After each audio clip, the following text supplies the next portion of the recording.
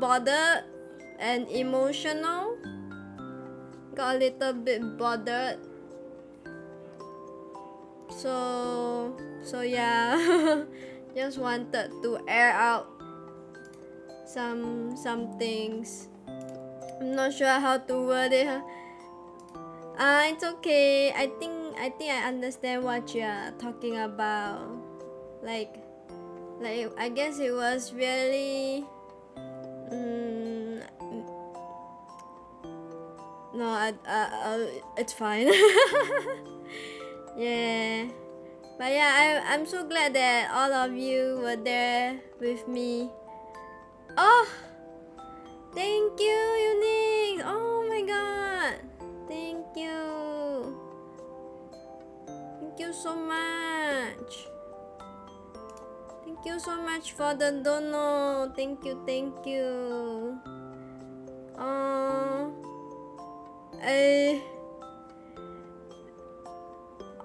you so much. Thank you for the dono. I really appreciate it.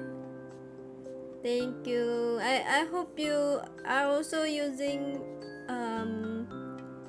some money for yourself as well. But yeah, thank you so much for the coffee. Thank you, Unix. Salute to you. Yeah. But yeah, I hope everyone's week has been good. Today I went to visit the temple and stuff. So I'm feeling a little bit tired. But regardless, I'm very excited to be doing what we'll be doing today. Yeah. So, do you all know any cursed objects? Do you know any haunted objects that is real? I don't want what D&D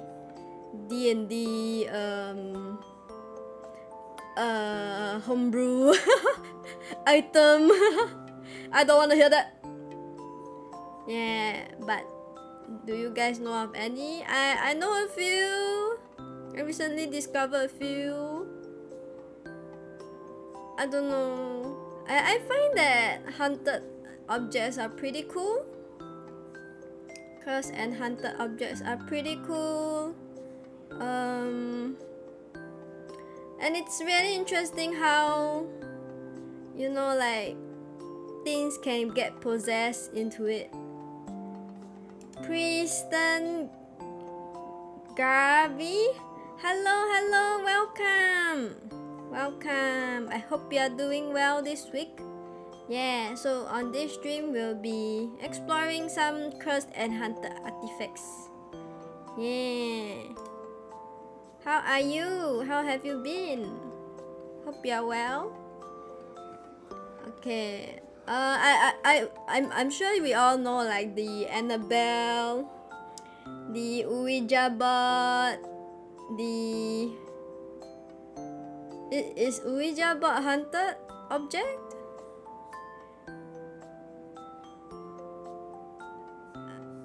I'm not too sure. I'm doing good. Oh, glad to hear that you've been good. Also, it's been a while, right? It's been a while. Yeah. Okay. Let me see.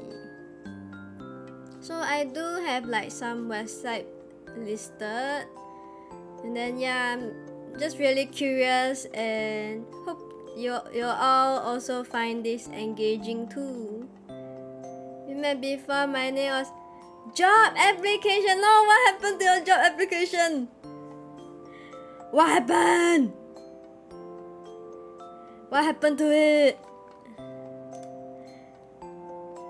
Why are you not job application anymore? Is it you got tired of it? But yeah, Preston Garvey is an interesting name as well. What made you come up with it? Yeah. What made you come up with it? If you want me to change it back, I can. No, it's fine. I'm just curious why you choose to change. Yeah. Is it because... Is it something went wrong with your job application? Fallout 4 character. Ah, I see. I didn't know that. Okay, let me look it up.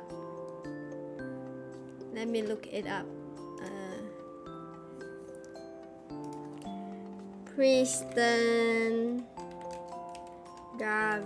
Okay. Oh, he seemed like a reliable dude. Seemed cool. There's even a JoJo fan out of him. Wait. What's wrong with my expression? What happened there? Everyone dislikes him because of his infinite quest. No. Are you gonna hand me an infinite quest as well? I'll ban you. But yeah, I'm glad that you to hear that you've been good. Okay, shall we look into the cursed objects? I know there's like the Warren couple and stuff, so we can look into those first. I won't. Thank you. No infinite side quest. Yeah. Okay. So I'm looking at articles, so we'll see. I do not have like a whole list with me right now. Okay, according to them, they have this haunted piano. Here, so this haunted piano, according to them, would hear playing it on its own. Wait, we need the spooky music. Wait. We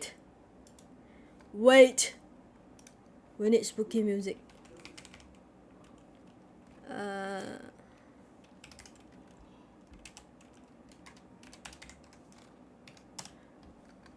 Moshi moshi. Moshi moshi, Kong desu ka? Hi, Kong desu. Hitori Kong desu. To, 今日は猫様お元気ですか？今日は、is it 金曜日 No 月曜日 Wait, no 土曜日I forgot which one. Hello everyone, welcome. Yes, I need the spooky ambience. Give me maybe maybe this one?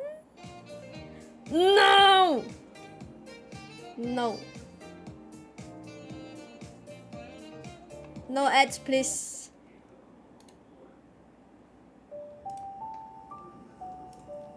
Can you all hear it?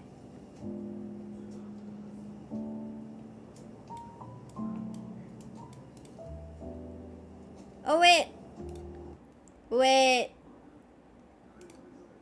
give me a moment. Hitori speaks a good Japanese. I'm good. I hope you had a good day too. Oh, thank you. I try to be good. I try to be good with. I try to practice my Japanese, but recently, yeah, can't practice that. As I have to focus on my Deutsch. Yeah. But yeah, today we'll be exploring some haunted objects. Are you looking forward to it? Do you know of any haunted objects, Neko-sama? Do you know of any real-life haunted objects or artifacts? Maybe from your culture or even from Japan? I would be curious to know. Gimme. Okay. We need the vibes. We need the vibes.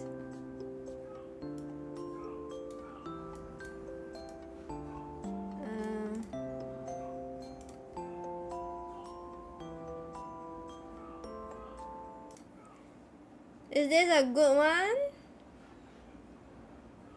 Can y'all hear it?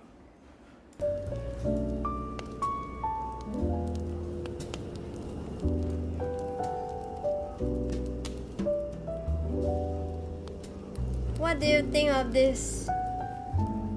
Actually, yes, I studied a lot of paranormal stuff. Wait, I didn't know that. That's really interesting.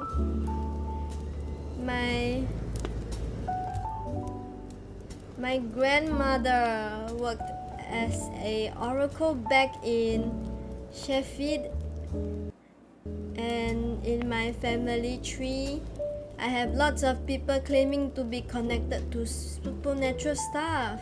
Ooh. Wait, we need something spookier then.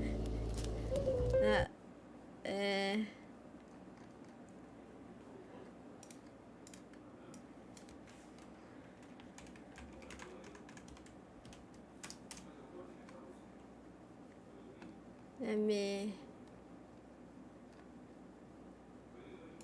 Ooh.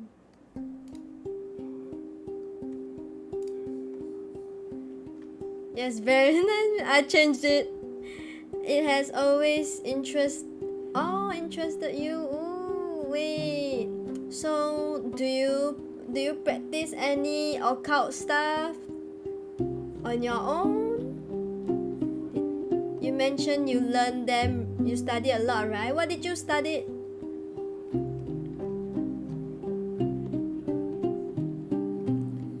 Let me see.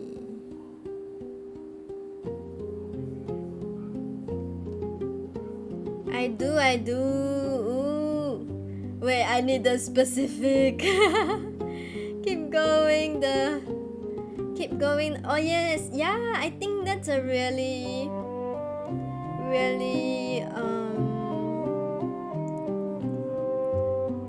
I think it's a really awesome thing to do, to carry that practice or like those knowledge from your ancestors. I do believe that it can help with facing whatever difficulties your family or your future generation may face. I think occult stuff can say a lot or like help a lot in a non-traditional manner, you know. Medium stuff, tarot and palm reading, connecting with the passing. Ooh. I myself have I myself do practice like tarot. I'm not sure about medium stuff. You know what's funny? My dad is like very obsessed with learning about palm reading. Like his TikTok is all that sometimes. And then he'll like, oh, yeah, let me see your palm. One time I even like borrowed like some palm reading books to like explore with my dad. It was interesting, but you know, it's a little hard with referencing from books because every lines are different and sometimes it can be a little bit ambiguous. Kong dad lore depends. Yeah, my dad kind of likes looking into palm reading. You know, like there's also face reading.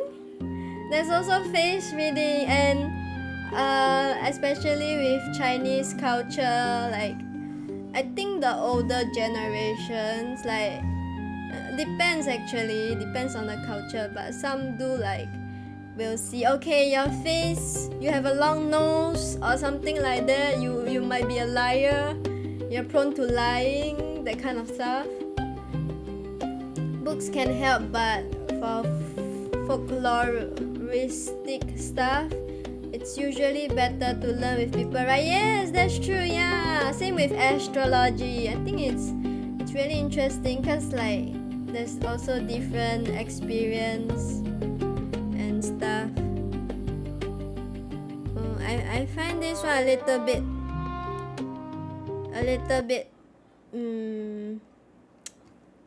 high beat, fast paced. Let's see another one. Hey!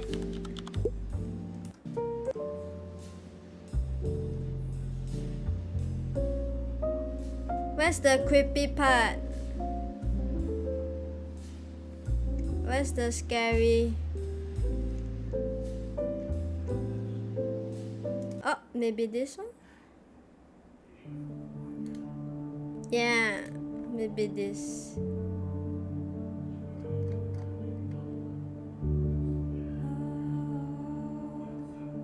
Wait, I'm very choosy about ambience. Maybe...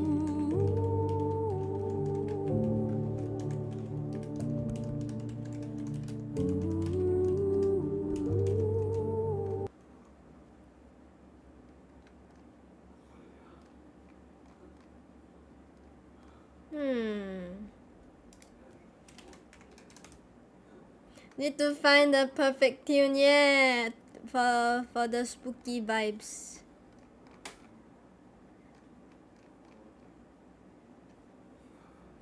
Maybe this? I hope I don't get copyright.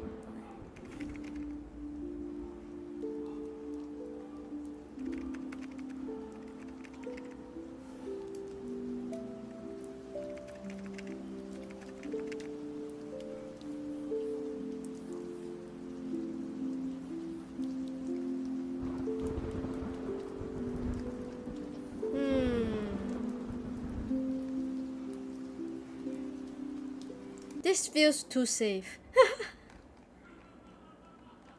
Okay. But yeah, will be like first exploring what the Warren couples have in their museum.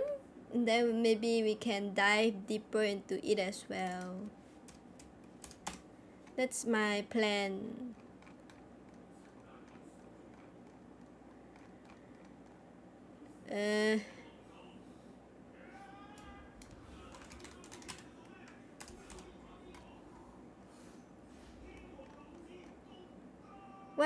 Why is it like this?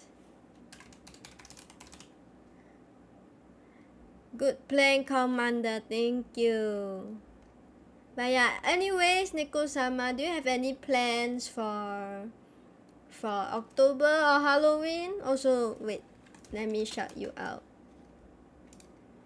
Shouting you out. Also, just now there was Kami and Sasquatch. In the meantime, I find the right. Oh, hello, Zell. Hello. Let me shout you out too. How was Little Nightmares? Okay, but you need to unfizz it and 2/3 of whole milk. Room temperature, okay, so not cold, not the peppies. What is that? What? Mario 64, Wowie! Thanks, Mama and Papa. Oh, so cute. No problem. Streamers too, yes. You got streamer number 1, streamer number 2, and streamer number 3 who talks Jiawei. Lady. Oh my god, the voice crack. Would you like to know me more? Oh my god. Oh my god. Hey, you should have a song redeem for that. You will fit the role. The Singaporean. I have no OnlyFans. I have. Oh, I like this. Let's do this one. It was the Beps. Oh, ew. No. Okay, let's go with this.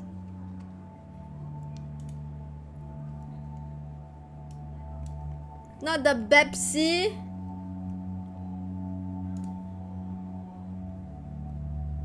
Thank you. But yeah, how was the Little Nightmares 3? Okay, apparently this piano plays by itself. The Warrens allegedly got the piano from the house of a deceased priest. Ooh, let's look this up. Is this real? Huh?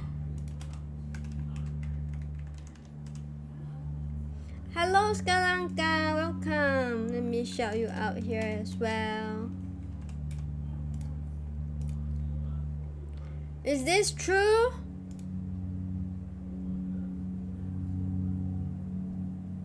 Oh, there's even a Facebook post. I don't trust this, you know, for some reason. I don't believe it. That you for oh, no problem. Okay, let's. Is the piano from Pastor Seth Pierce? Oh, really? Let's look it up. That one is pretty famous. Really? I didn't know that. Oh, let me. Okay. We got a trail. Why is there like no discussion on it? How is everyone? We are doing good. We are exploring hunted objects. Like real ones. So do you know of any, Skalanka? If you do, would like to hear. Really? Why is there like no articles about it? Is it wiped from the internet? There's this though. Hey, what's going on? The haunted piano pastor is from a church. Sorry, what was the question? Oh, do you know of any cursed or haunted objects from your own culture and stuff? Yeah.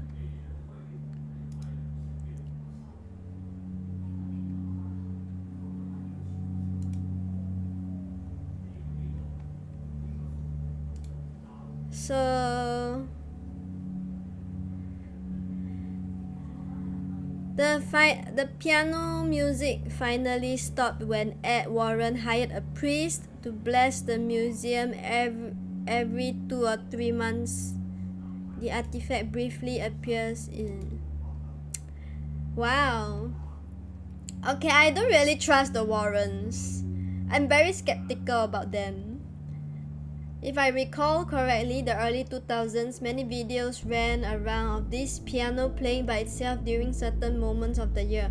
Why is there like no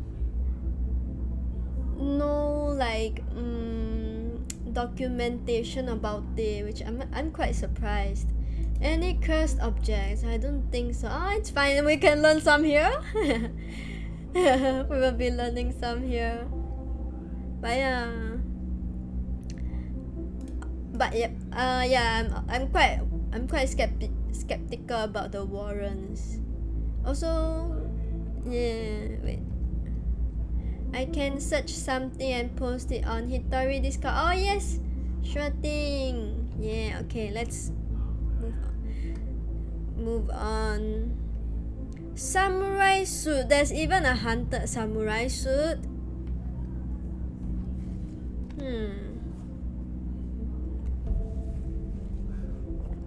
Okay, I do know of one from around my own country, like around. Oh, my favorite item is probably the Hope diamond. Oh wait, I heard about that. I heard about that one. Oh, interesting. I suppose that's flat, but it is pretty cursed. Yeah, it curses the screen when it appears. It curses the screen when it appears. Okay, let's read about this that Neko-sama has shared. I need a brief. Okay, so here says that the Hope Diamond is a 45.52 carat deep blue diamond known for its history, beauty, and mysterious, supposedly cursed past. Oh, wait, it's like, is it like people die when they wear it? Discovered in the 17th century India, it became the French blue before its theft during the French Revolution. It resurfaced in London and was purchased by the Hope banking family, leading to its current name and eventually its donation to Smithsonian National Museum of Natural History. Huh? Where it remains display. Why is it a natural history museum thing? Everyone who simply owned it or sold it died in very strange way, and it's all documented historically, so it's not legend. It's not a legend. It's not a legend. Oh man. Wait, they have it here. I need the devs. Give me the devs.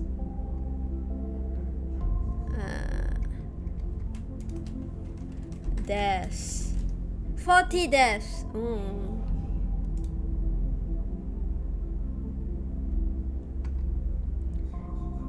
25 months, here's to 26 more to. Oh, thank you! Thank you to Jan. Cheers to you. 26 is so long. Thank you so much. Thank you. I really appreciate it. Also, shout out to you.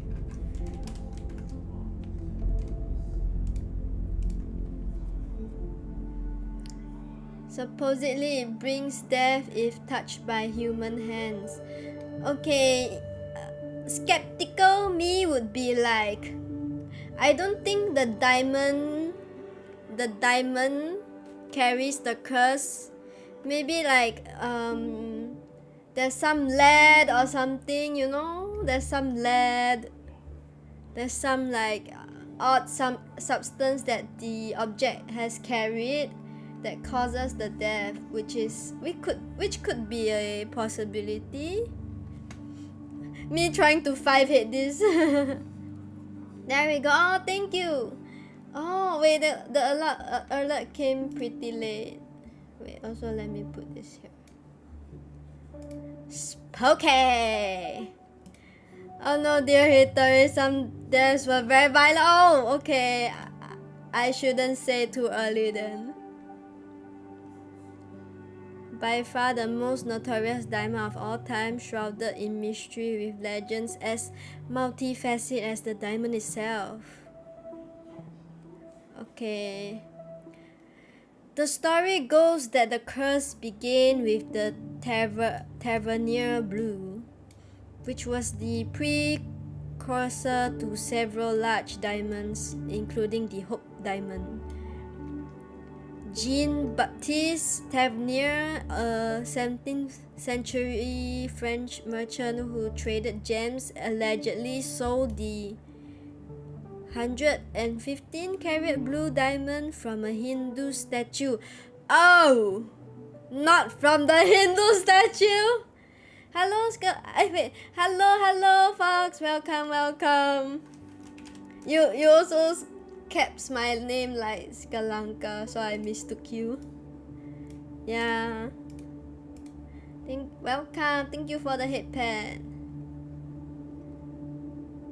Which Hindu statue? I'm curious.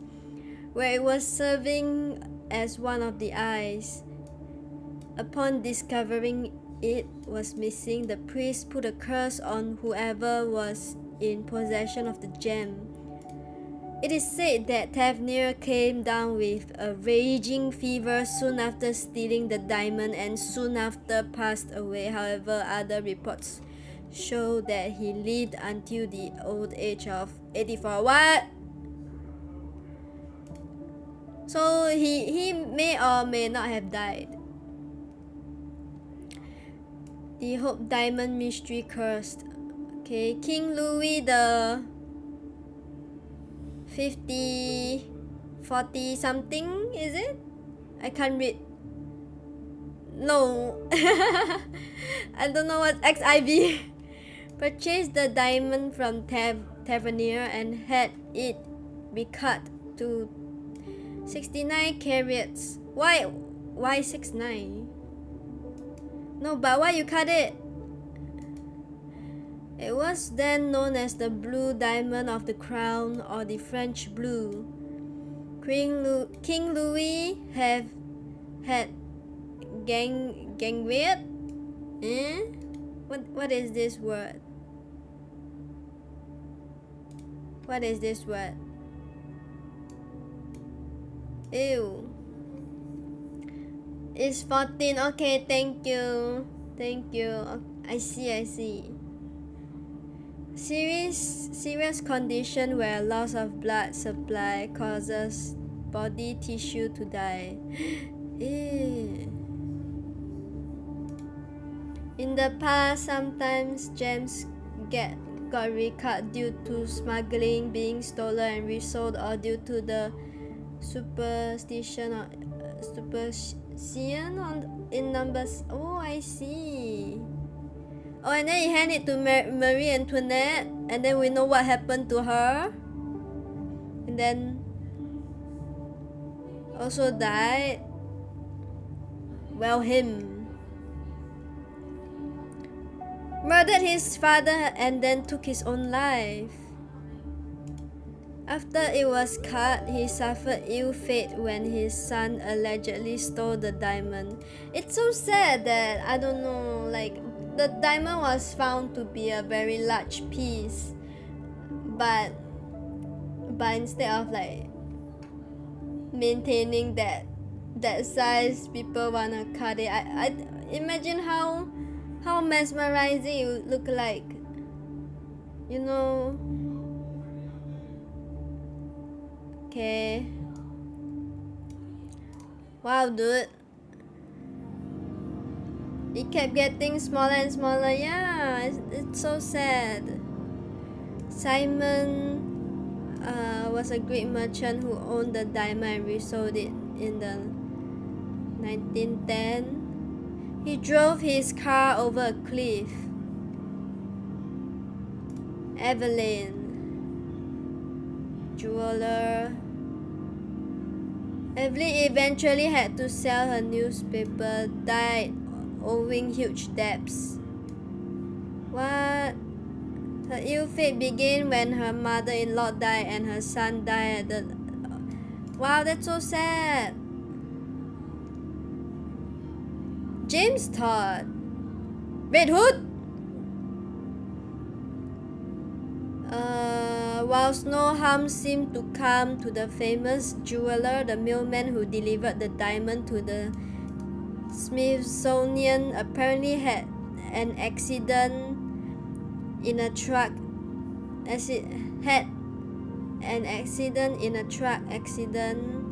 Hello? Typo? Thereafter, he also suffered a head injury in a separate accident. To add to his list of bad luck, his house burned down. Yikes. The Hope Diamond set to a pendant. The Hope Diamond now valued at... Whoa! 250 million. Housed in the National Gem Mineral Collection. Oh, I see. It's the most visited exhibition at the Smithsonian and remains one of the most notorious diamonds of all time. Yeah, I'll be afraid. Like, I don't know. After multiple deaths, I wouldn't wanna like get close to the diamond. Wait.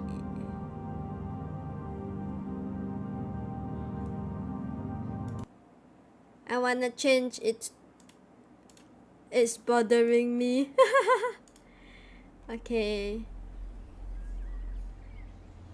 But yeah, that's insane. I don't know, it feels a little bit tragic, don't you think? Like this piece of diamond that came from a deity, literally someone stole their diamond piece, and now after generations it's been cursed. Oh wait, oh yes, okay, back to the samurai suit. It's a cool story to learn. It goes back in time for centuries and you can see it with your own eyes. Yeah, it's you know, like colonialism. I don't know. There's a lot of things, especially from Africa or like Asia, that, for example, the British Museum have stolen or like claim that it's theirs and they wouldn't want to give it back. You know, that sort of thing too. They came this to, yeah, like literally. Okay, cause samurai was present first. Okay, so what is this cursed samurai about? Samurai suit.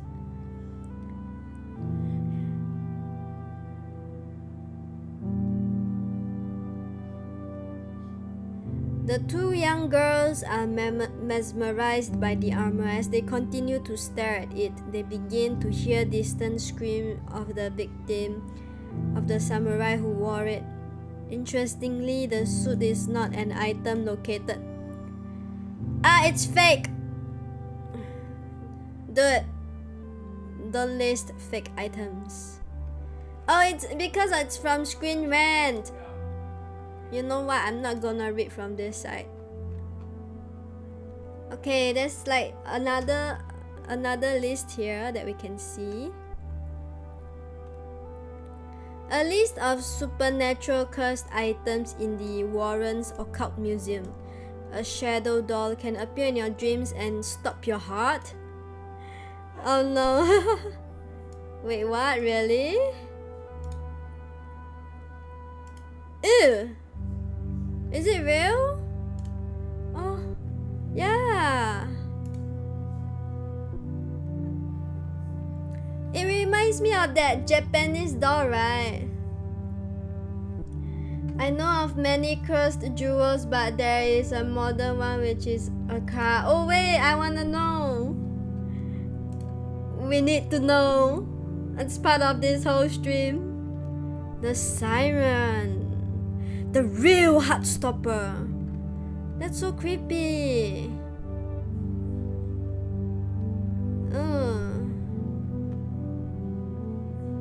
Oh, Taylor Hill, okay. You've probably heard of one of the world's most infamous dolls, Annabelle, a Raggedy Ann doll who's inspired a whole series of movies because of the suspected... Wait, is the music too loud? I think so, right? Wait.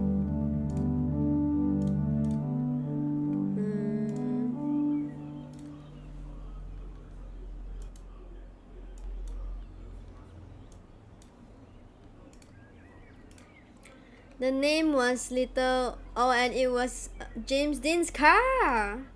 He was a... Oh, I know James Dean, yeah. Okay, we'll look into that later. That's really interesting. Okay, let's read this one first. While Annabelle may be one of the most heard of artifacts in the Warren's Occult Museums, she certainly is not the only haunted doll. The museum is home to many unsettling dolls and toys, but a particularly terrifying one is the Shadow Doll. The Shadow Doll is made of real human bones and some parts, such as the teeth and nails, or...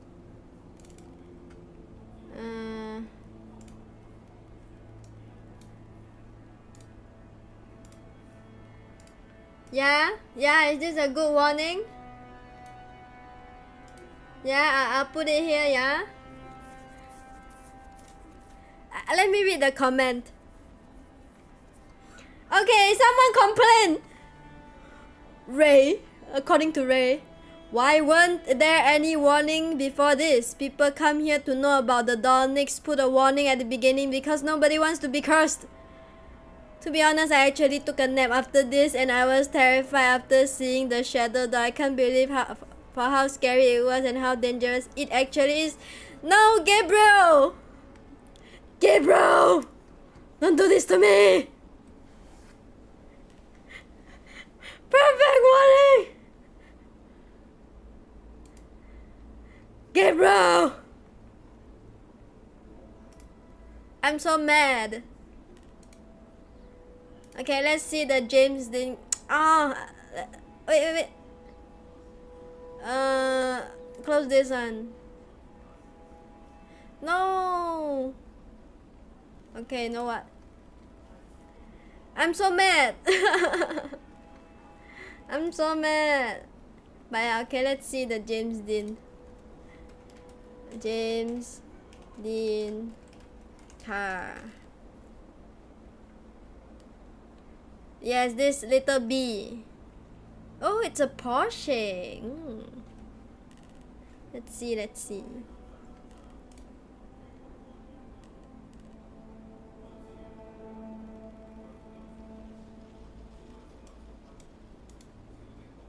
Okay, what's the curse? Oh, the haunted story of James Dean's Porsche.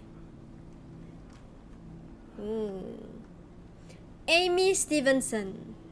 Please don't say, oh, if you see this car, you'll die. Your heart will stop. The haunted history of James Dean's Porsche 550 Spider. While it wasn't technically seen in any movies, actor James Dean's Porsche could be the most iconic and cursed car Hollywood has ever seen. No, you have to. Okay, thank goodness.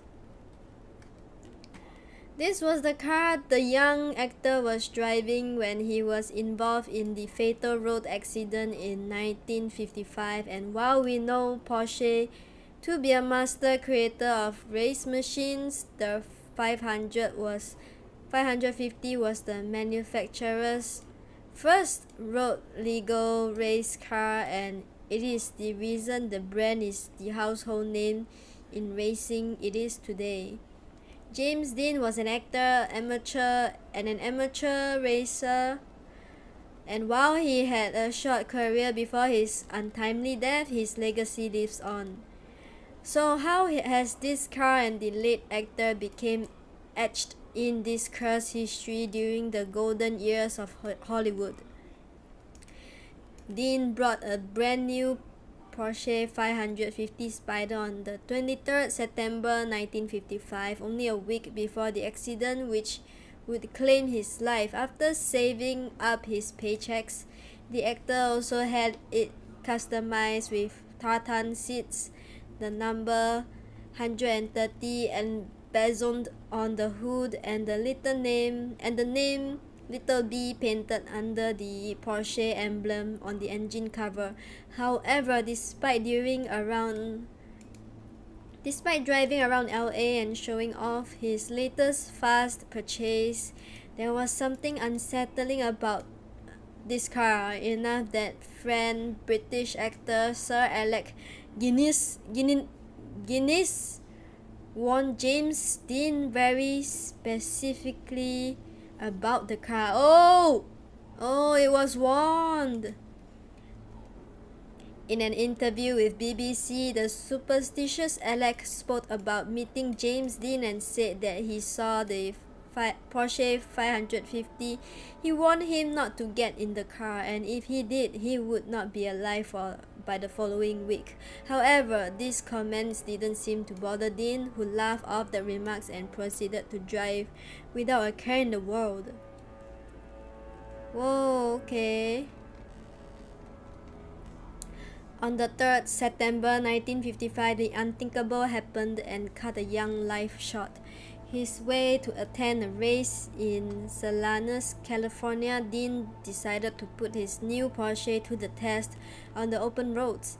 Having been pulled over and ticketed for speeding just a short time earlier, Dean left Blackwell's Corner on US Route 46 with Rolf Wutterreich, a Porsche mechanic, and sped away, leaving the rest of his friends to fall behind. As they approached they are describing his accident. As they approached an intersection, an unsuspecting student Donald Turnipseed was driving home in his Ford Tudor.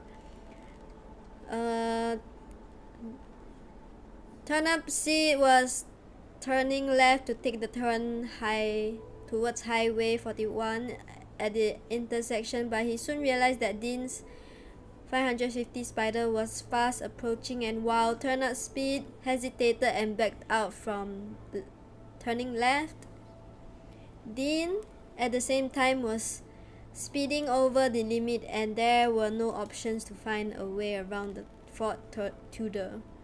In the light aluminum Spider 550, Dean crashed into the front driver's side of the Ford Tudor. Due to the high speed he was driving, the Porsche was immediately sent flying with its hood wholly crushed. Wutterreich was sent flying up the car upon impact, but James was crumpled under the car carcasses with his feet stuck between the steering wheel and foot pedals.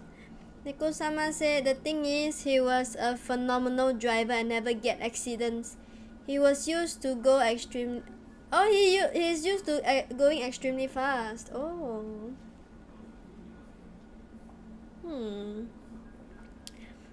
I find that it's a little interesting that Dean was sort of being warned twice before continuing to drive. First, it was his friend who told him like, hey, don't drive that, and then secondly he got ticketed, right? It's like 2 warnings already. The crash was terrible, but the next part is truly strange. Yeah, he was warned very specifically, yeah. Although he was removed from the car and taken to hospital, James Dean was pronounced dead upon arrival. Wutterreich also sustained numerous serious injuries, including a broken neck, while Turnipseed only suffered minor injuries. Wow, James Dean had the most severe blow. More like a fatal blow, yeah. This wasn't the end of the story for the 550 Spider, however. The remains of the car were auctioned off by the insurance company, and eerily, the engine of the Spider remained unharmed and intact despite the horrific crash.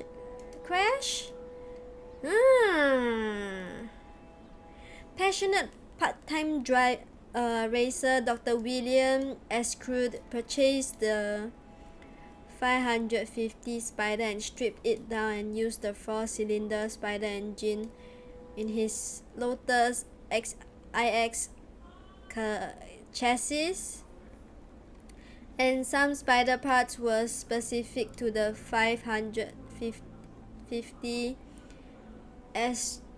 Escrude lent parts from the transmission and suspension to another surgeon named Dr. Troy McHenry. Both doctors, wow, racing doctors! Both doctors went on to participate in the 1956 Ponoma race with the cars that had the cursed Spider 55 spares installed. Escrude happily with how the Porsche engine was performing, disappeared. Mid-race? When the Lotus suddenly lost control and crashed. What? He disappeared? Huh? Huh? What? But he suffered minor injuries in the accident, but the car was totaled. Huh? No, okay, they say here he disappeared.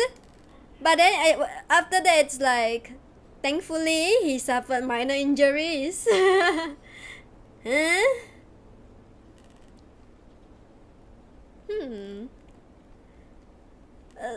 I think we are missing something in between. During a race in public, yeah. No, but how did he disappear? Troy McHenry would also be involved in an accident that day when he lost control of the steering wheel and crashed into a tree. Sadly, Dr. McHenry passed away at the scene. Wait, did he really disappear? Yeah, they found the car totally destroyed and he sitting on the floor with injuries. No memories of what happened. Ooh. Yeah, it's so creepy. It's so creepy. Both accidents created a new buzz around the curse of the Porsche 550, with many saying the use of the parts from Dean's Spider meant they were cursed from the start.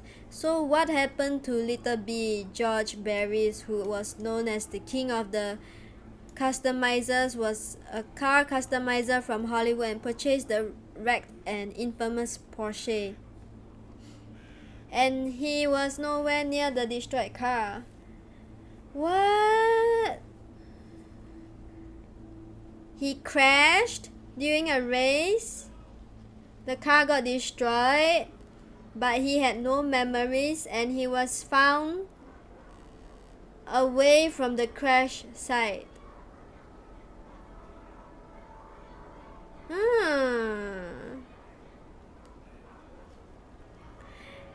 Could it be that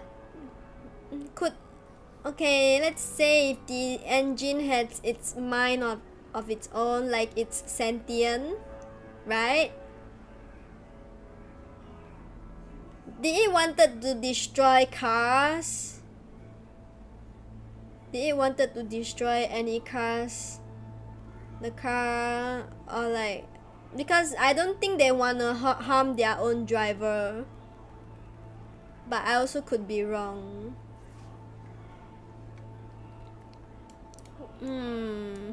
He displayed the car in various car shows in its wrecked condition as the mysteriousness around the cursed Porsche kept growing. It is said that visitors who touched the carcass of the 500 Spider got cuts and mysterious wounds. And so it holds a grudge. Since Dean was already dead, and so it holds a grudge. But I'm curious, like, wait, legend once they took the parts of the original car without permission. Oh, without permission. Yeah, so it's like, maybe it's like the car. Okay, let's go from the beginning. James Dean bought the car. I'm sure he has driven it like for quite some time. And then his friend started feeling there's some sort of bad energy.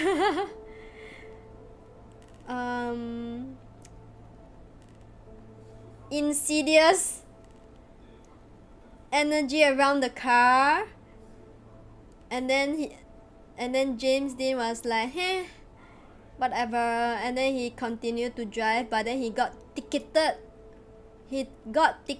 So it's like, it could be like the universe warning him to like, hey, stop, you shouldn't drive anymore. But then James Dean continued to go full speed, and then he crashed fatally and died. After that, the wrecked car got its part stolen or ripped off to fuse with new cars. I think it's like the could be the engine finding it's like it's not compatible maybe with the newer parts, and that could be why another accident happened. But yeah, it crashed 3 times, right, technically. Very interesting. So this car is feels like a hateful spirit. Yeah, it feels like a hateful spirit.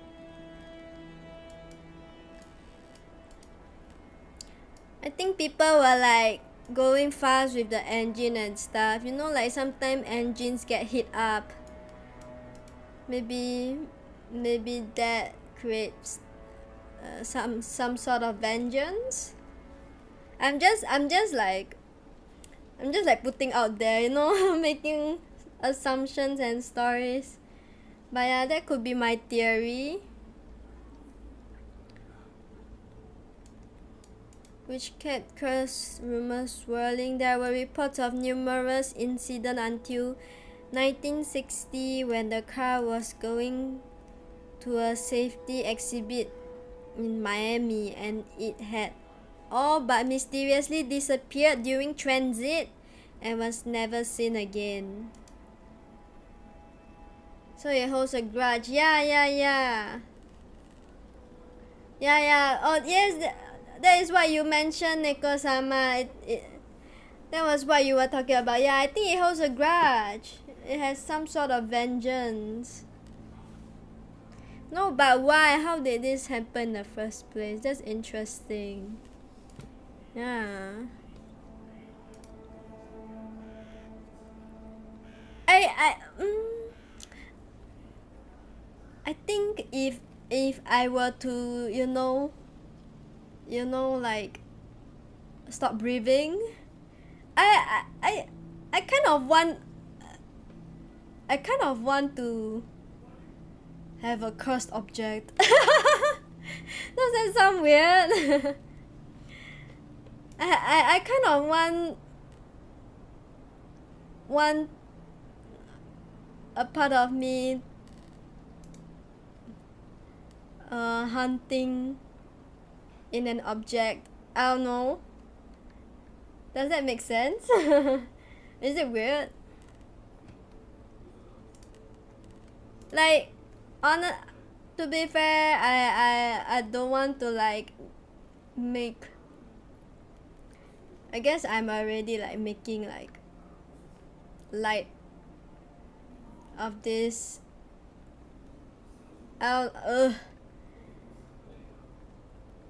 Maybe I'm joking around too much and not taking this seriously enough. I don't know. I'll need to think about it. I'm so creeped out by the car, honestly. Sorry, doorbell rang. Oh, it's okay. It's okay. But yeah, about the... It's okay to joke about stuff. I don't know, like, depends on the stuff. Not too sure, like... Okay, I'll say if I were to pass away, I kind of want an object that is entwined with my spirit. Yeah? Seriousness is to be taken when interacting with the items, but really is fun and jiggles. Yeah, but it's also so tragic that I wonder how James Dean feel about this. Actually, I wonder how afterlife James Dean feel about this. Will he be like, hey, You can't ride my car anymore. No one can sit on my car. Thank you for the hydrate. We should build some lore about Commander Secret Curse item, yeah. It could be the hat. It could be the hat, you know? I'm always wearing it. Yeah, I don't know, like I think it's really interesting to have a lore around it.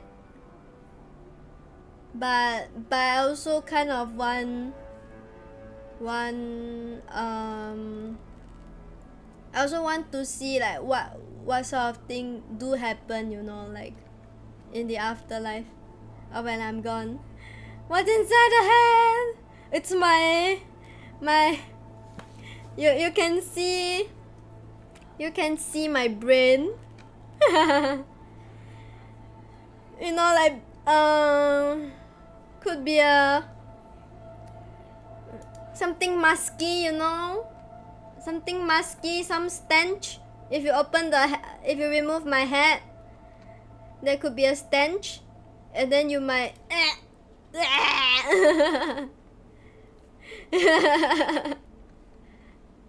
let me show you. Wait.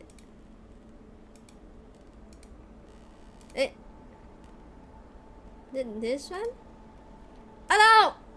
You've been cursed. You've been cursed. Whoever puts on the hat becomes another Hitari to a never-ending chain of commanders. Oh, that'd be cool.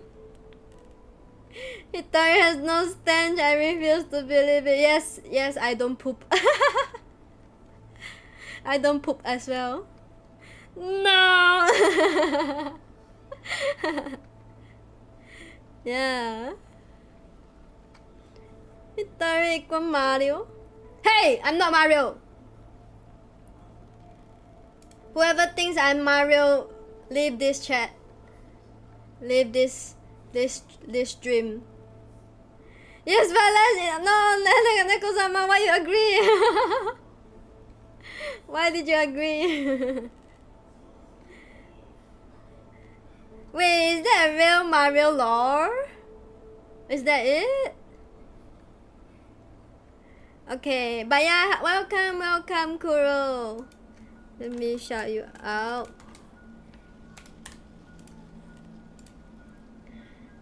How's your driving lessons been? How many lessons left? Trying to fight the curse. Come, one more time. Ah!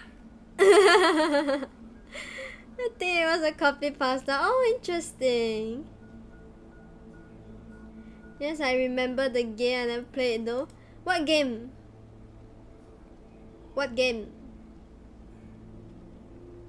Many more lessons. Why? It's never ending? You don't poop what? What a word that arrived. Oh, hello Fantasiki. Welcome to you as well. Let me shout you out. Please check out my friends here, including Nico-sama. Most of my friends here also stream. Feel free to check out their streams. Yeah, hello, Major Commander. Yes, hello, thank you. Salute to you. We were actually discussing about James Dean's cursed Porsche. The one where Mario throws the hat to possess things. Oh wait, really? I didn't know that. Thank you, no problem. Okay, I have like a cursed object thingy from my. It's like an urban legend. I'm not sure.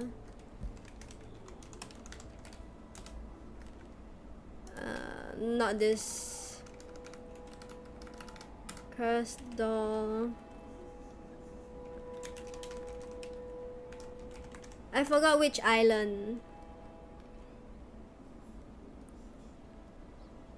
I think it's this one. Oh! The haunted Barbie doll in the shrine on Pulau Ubin Island. It's a small island near Singapore. Look, okay, so we have this one. I remember reading its story like probably a few years ago. Like it's not that long, honestly. Yeah. Also, I hope you all are doing well this weekend. Take care of yourselves. Barbara, what you doing? Yeah. So okay, let's read this article.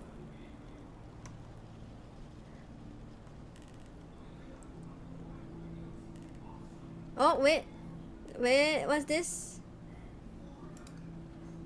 Okay, never mind. What would you have wanted as an offering after your death? According to this Singaporean legend, this young girl wanted a Barbie doll to appease her spirit in her afterlife. It's a Ken just Jason. Where did the Jason come from? Huh? This is the story of the haunted Barbie doll in the shrine of Pulau Ubin Island. On Pulau Ubin, a boomerang-shaped island on the northwest Singapore, a peculiar yellow shrine still stands.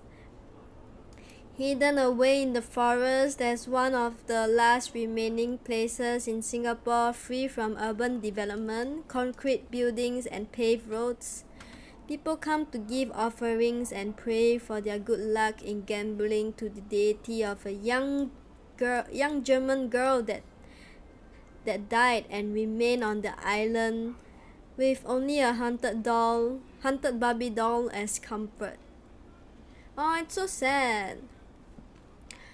Pulau Ubin used to be a bigger population here, bustling with different businesses like plantations and granite mining. The very word Pulau Ubin means granite island in Malay. Today, the granite quarries are empty or at least abandoned, reclaimed by vegetated or filled up with water. Okay. The island used to have a few thousand settlers, but today there are not even 40 people left after the work in the quarries dried up. However, the one that still remains is the spirit of the German girl that to this day name is unknown. Several attempts had been made to trace the family of the girl back to Germany, but lack of public records of the family has still not been found. Now, considering a Taoist deity, the temple of Pulau Ubin is full of Taoist offerings, as well as more unique offerings. Most notably, a haunted Barbie doll sits between the incense and the food offerings. People still pay tribute to the shrine and the haunted Barbie doll in the form of makeup, nail polish, mirrors, and small feminine things. This is to appease the girl who asks for the doll beyond the veil. Ooh, why is it haunted then? What is the haunted part? At the start of the 1900s, unease spread throughout Europe and a full-fledged war rippled through the rest of the world as well. Although World War I didn't quite reach Southeast Asia in full force as other places, the effects were still real for many of the European settlers of the colonies. Singapore, being part of the British Crown, was not very German-friendly. During the 1910s, the island was home to two German families, the Brandts and the Mullingans, that ran coffee plantations according to the legend, although the proper sources for this are missing. In July 1914, the British started detaining Germans from security reasons as they were considered enemies to the crown. A military force was sent to Pulau Ubin to detain the two German families residing there. The Germans were, according to the story, sent to detention barracks on mainland Singapore, mainly in the Tanglin barracks. But the detaining would not go without a dramatic turn. A young daughter of one of the families became frightened and fled from the British forces into the wooded areas and disappeared into the dark, never to be seen again.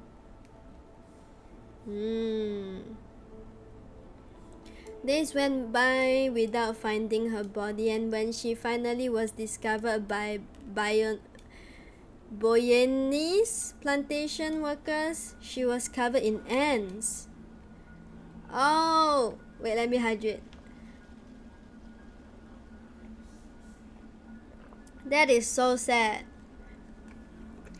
They concluded that she had died by falling down a cliff near one of the quarries that sustained the community on the island. The worker discovered her body with sand and laid flowers on it. When they walked by the place, they said a prayer and lit incense for the girl. This was her resting place at Pulau Ubin until Chinese workers recovered the remains of the body and buried the girl on a hill above the quarry. Being a Roman Catholic, they placed her Jiangshu urn with a crucifix and a number of coins, as well as a few strands of her hair. What happened to the family is still a mystery, but during the war, all German property was confiscated and their business halted today. Only the remains and foundation of the plantation can be seen. In some versions, the legend it tells that the family returned to Pulau Ubin after the war, searching for the remains of her daughter, but couldn't find her tombstone due to language barriers. Little did they know her remains were kept in the Chinese Taoist temple in an urn on the hill. Wow! I like how the people from the Taoist temple, like, even though she's an enemy and she's just a girl, she's a stranger, like, they still pay respect to her. Oh, that's sad, yeah. Bitter and sad about it, they left Pulau Ubin and Singapore never to return, which is an odd addition to the legend, as the family supposedly managed a business on the island before the war. And it's weird that there suddenly were language problems when they returned, supposedly to the same people that lived there before they were detained. Yeah, okay, that one sounds really odd. She has since been addressed as Natu Kunyang, meaning Datuk Maiden. What is Datuk Maiden? Sightings of a ghost by the local villagers at Pulau Ubin have kept the legend of the nameless girl alive, as well as the peculiar offerings to the shrine that eventually were erected in her honor. Also, she started hunting. Yeah, so this is the shrine. The Yellow Shrine on Pulau Ubin Island. When the granite business was still alive on Pulau Ubin, a quarry company built a more prominent shrine in 1974, which is the small yellow Chinese temple that still stands today. It is named Berlin Hellington, meaning Berlin Sanctuary. That Barbie doll is living like a queen, yeah. No, but it's the girl. It's the girl in the Barbie doll, yeah. They transferred the lock of her hair and iron cross to the new temple, but when the man who helped to place the remains in the new vase in 1974 checked, in 1990 it was already gone. At least that is one of the tales this particular man told over the many years. When the shrine was constructed over the grave, it became associated with good luck, especially for gambling, as rumors told about people winning the lottery after praying to the shrine. Therefore, gamblers from Singapore as well as Malaysia come to the shrine to make offerings in hope that the German girl would bless them with good luck. And today the offerings are perhaps small to a young girl's taste, with nail polish, makeup, perfume, and now famous haunted Barbie dolls. Now famous haunted Barbie doll, okay. The haunted Barbie doll in the shrine. Why? I still don't get why is it haunted. Yeah, okay, let's read this. Today, a haunted Barbie doll is placed in an important object in the shrine to the German girl in an enclosed box. Although not haunted as many other objects are rumored to be, as in being possessed by the soul or ghost, the origin of the doll is quite haunting. According to the legend, this is a more recent one. The legend will have it that the haunted Barbie doll was requested by the girl herself beyond the grave. An unnamed islander from Pulau Bin who had moved to Australia kept having these strange dreams back in 2007. He dreamt of a European-looking girl for 3 nights in a row that led him to a specific store with a specific Barbie doll. What? This girl harassed some dude that came from Australia. She asked for it to be placed at her altar back in Singapore, so when he found the same store and the doll as he had dreamt of for so many nights, he bought the now haunted Barbie doll and brought it to the shrine.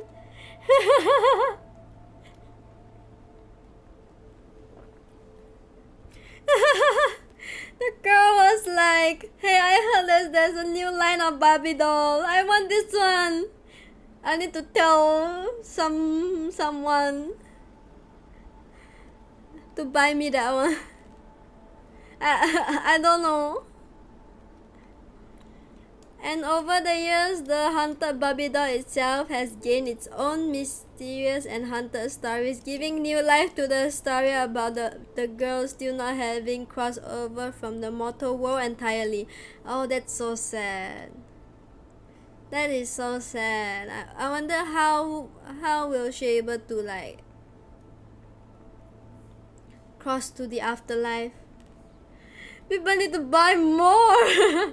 Yes, more. Give her a whole dollhouse and a can. I think it's really interesting how this tale grew. Like, there's so many layers to it. You know, we have like the German occupation stuff, and then there was German settlers here before the war. I cannot imagine what she must have faced, but yeah, and how she died. It's so sad. Ruby the haunted doll. Ooh. That's so. Oh wait, this whole side is about haunted dolls. Yeah, so many things going on. Yeah. Would you like? I wonder. Yeah, but I wonder how. If it is possible, how can people help her get to the afterlife? Because like being stuck here is also not good.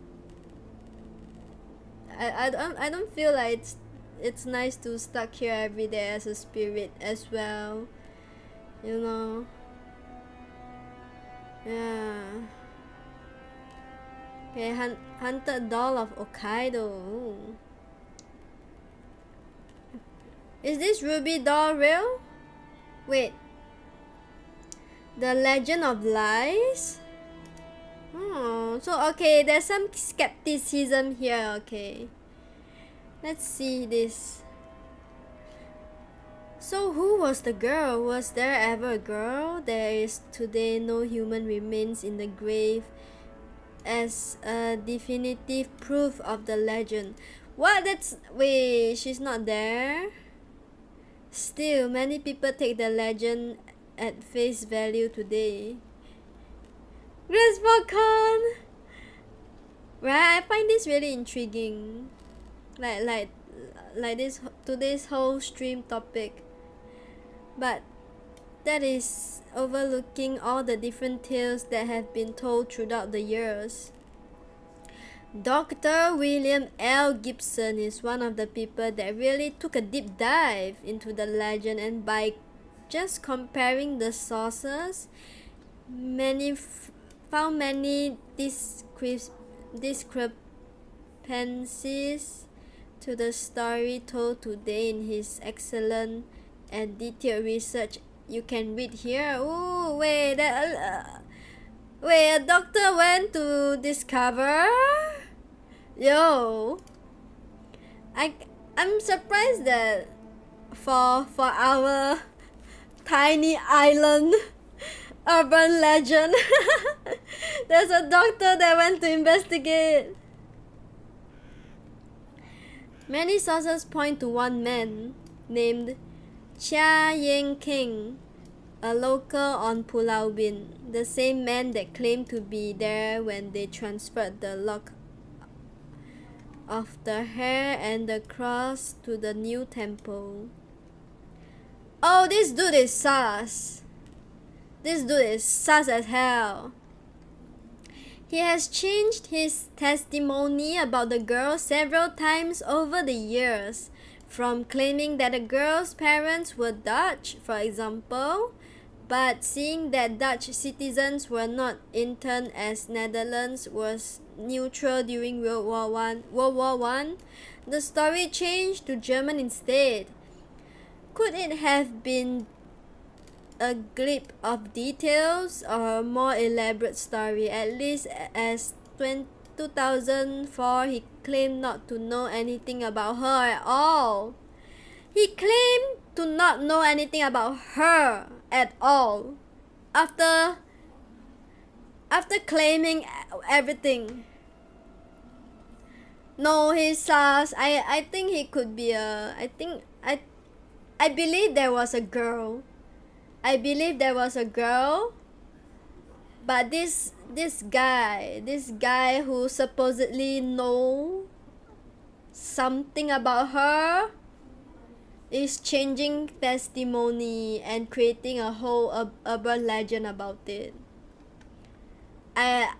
I have some theories, okay? I have some theories. Although proof that a German family ran a coffee plantation on Pulau Ubin once, it is not proven that they ran it until being detained because of the war. According to the Singapore and Straits Directory, the only plantation on the island in 1914 was run by an Anglo-Irish, with no woman accorded as living there.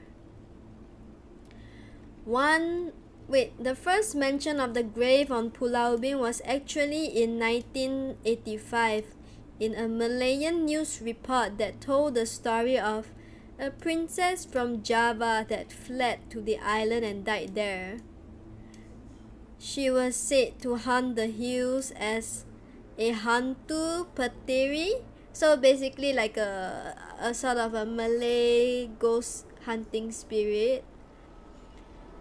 Oh, meaning a ghost princess, seducing the many quarry workers to meet a terrible fate. The article included a picture of the shrine today known as the German Girls Shrine, but also this article as well as the story itself lacks proper sources. So for now, the haunted doll on Pulau Ubin belongs to a young girl that may or may not rest here. Better safe than sorry. Okay, theories. We need. Let's bring out the conspiracy. The tinfoil hat. What do you guys think? What could be the actual reason? Okay, there's this. Yeah, so this doctor went to investigate it. There's this news article about who this guy was talking about it.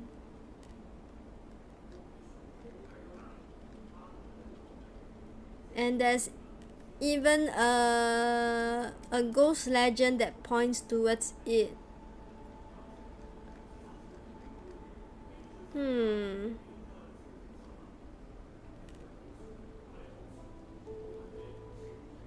So this was supposedly her tomb.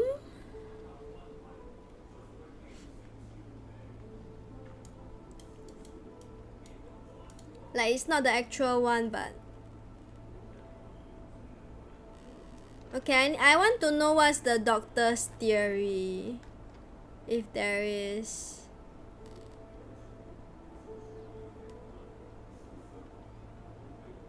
I think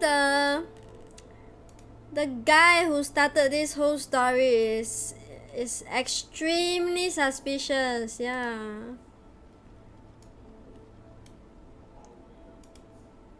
How did he know about French girl there? This is all super sus. Yeah.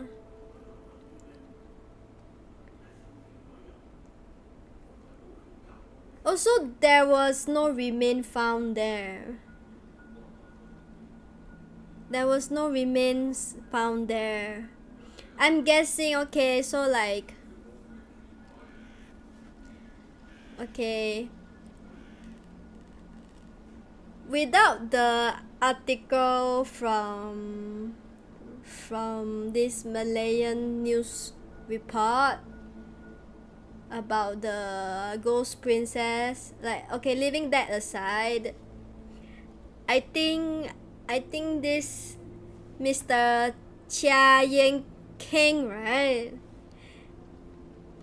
I think he could have done something to the girl because he had her locks of hair, right?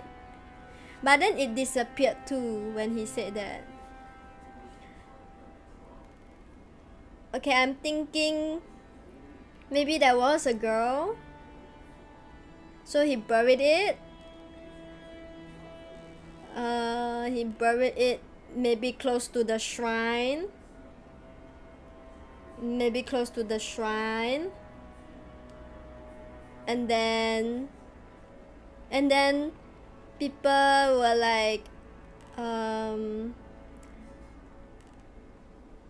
then I think he sort of start praying to the girl, you know, like you know, with Taoist legend, sometimes like, you know, sometimes people would have guilt and stuff, so they will start praying more. They will start put more offerings and incense and stuff to a certain location, to a spot like close to the death site. And yeah, because this guy is, I believe, is Taoist. And then people were like, hey, like, oh, apparently there's a Barbie doll there, you know, like apparently there's a Barbie doll shrine there. And then more and more people started offering, and then like rumors started spreading until it points to this guy, right? And then he tells the story. He's probably like, oh shit, I need to make up a story. I need to make up how this shrine got there in my own recount, you know. And then he was like, at first he talked about Dutch, right? A Dutch girl, but then he changed the story.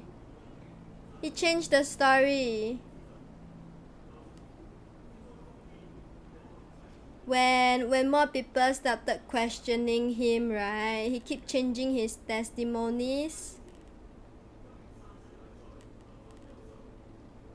And then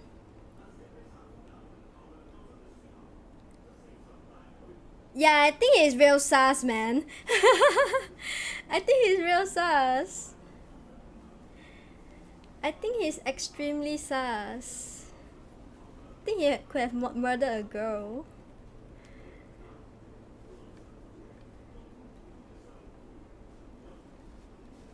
That's my theory. I think he murdered the girl.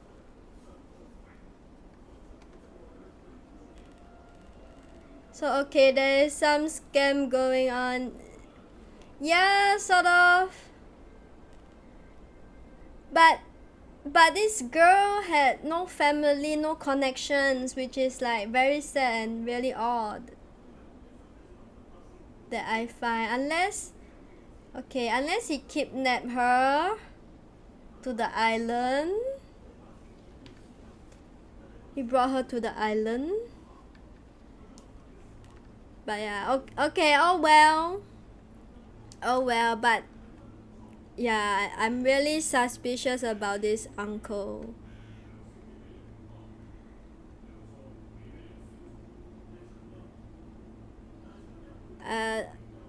The uncle gave me bad vibes. Yeah. That was a really interesting deep dive, I feel. Okay, let's see. Let's look at other. Oh wait, I know of one. Wait. Oh, hello Mouse. Hello. Welcome, Mouse from YouTube. Why is it always cursed dolls or cursed jewelry? When was the last time you heard of a cursed toothbrush? Wait, is there a cursed toothbrush? Is there a cursed toothbrush? We did look into like a cursed James Dean Porsche. Welcome YouTube friend. Yeah, unfortunately I can't like share it here in the chat. Very nice read. Yeah, do not trust Unk. Yeah, I think he's like a pedo. I think it's a pedo. How are you, Mouse? I hope you're well.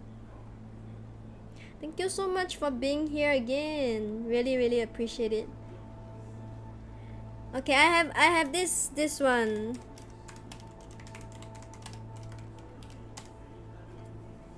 I have this one.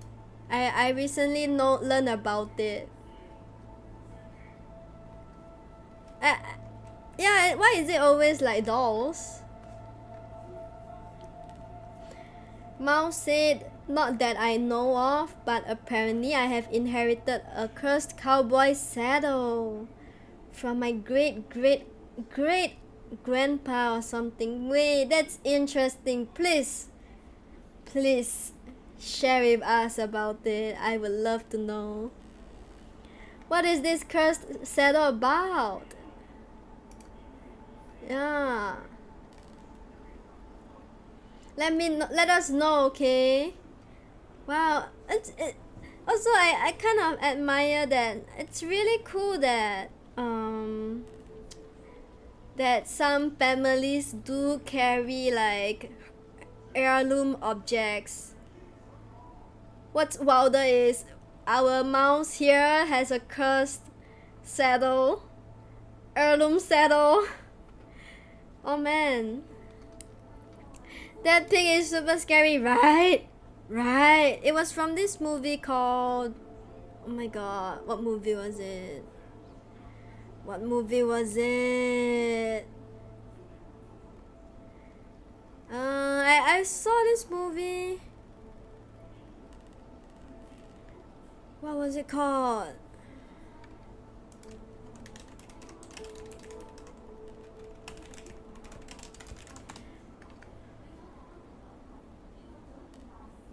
It was really recent. I watched it on Netflix. Ooh, help. Let me go find it on Netflix. It's very interesting. It's a really good movie. I recommend it.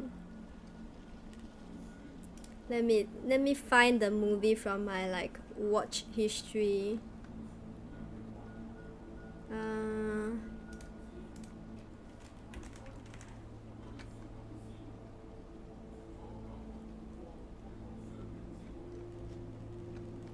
I forgot which actor was in it. Okay, our Mouse here has a story. Wait. It might not be even cursed, but I'm told that all 23 people who sat on it including him, got shot a few days later. He got shot in the shoulder and had to retire. Okay, that's cursed. However, this is probably exaggerated or at least inaccurate to some degree. Oh, how so? What's the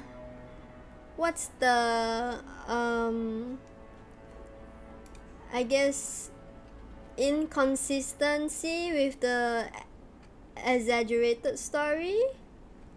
Is it not all of them that got shot? Okay, let me find that movie. It was like a house.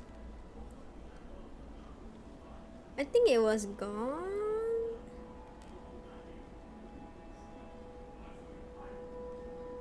His house? Was it this? No. I need my watch history. Let me look for it. Watch it again or something.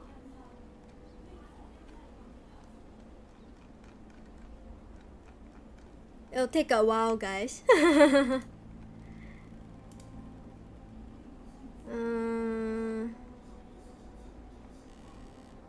Give me a moment.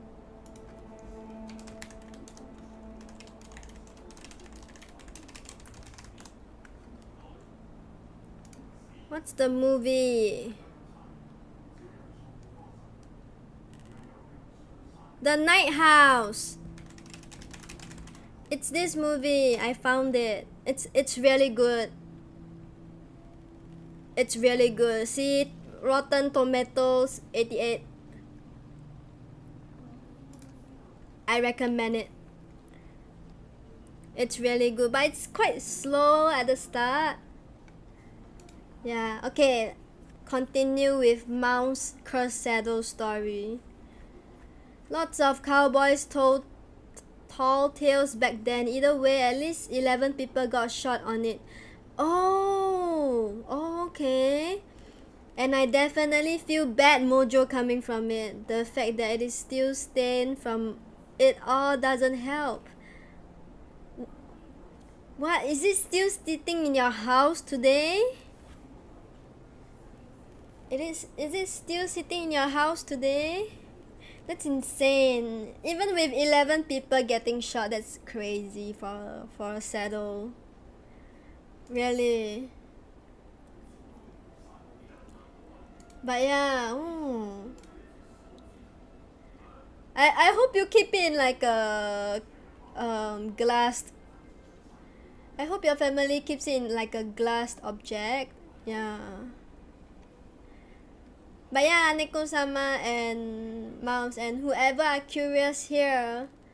So this cursed object, I learned it from this movie. I was like, when I watched this movie, I was like, is this doll real?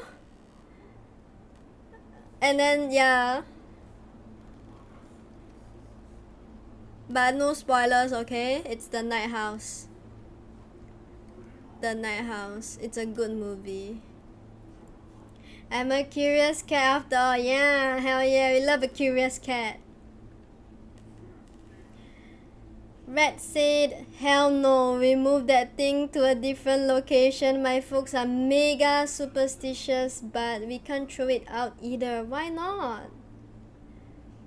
Why you can't throw it out, like destroy it or something? I guess there's the risk of like getting the passing the curse, right?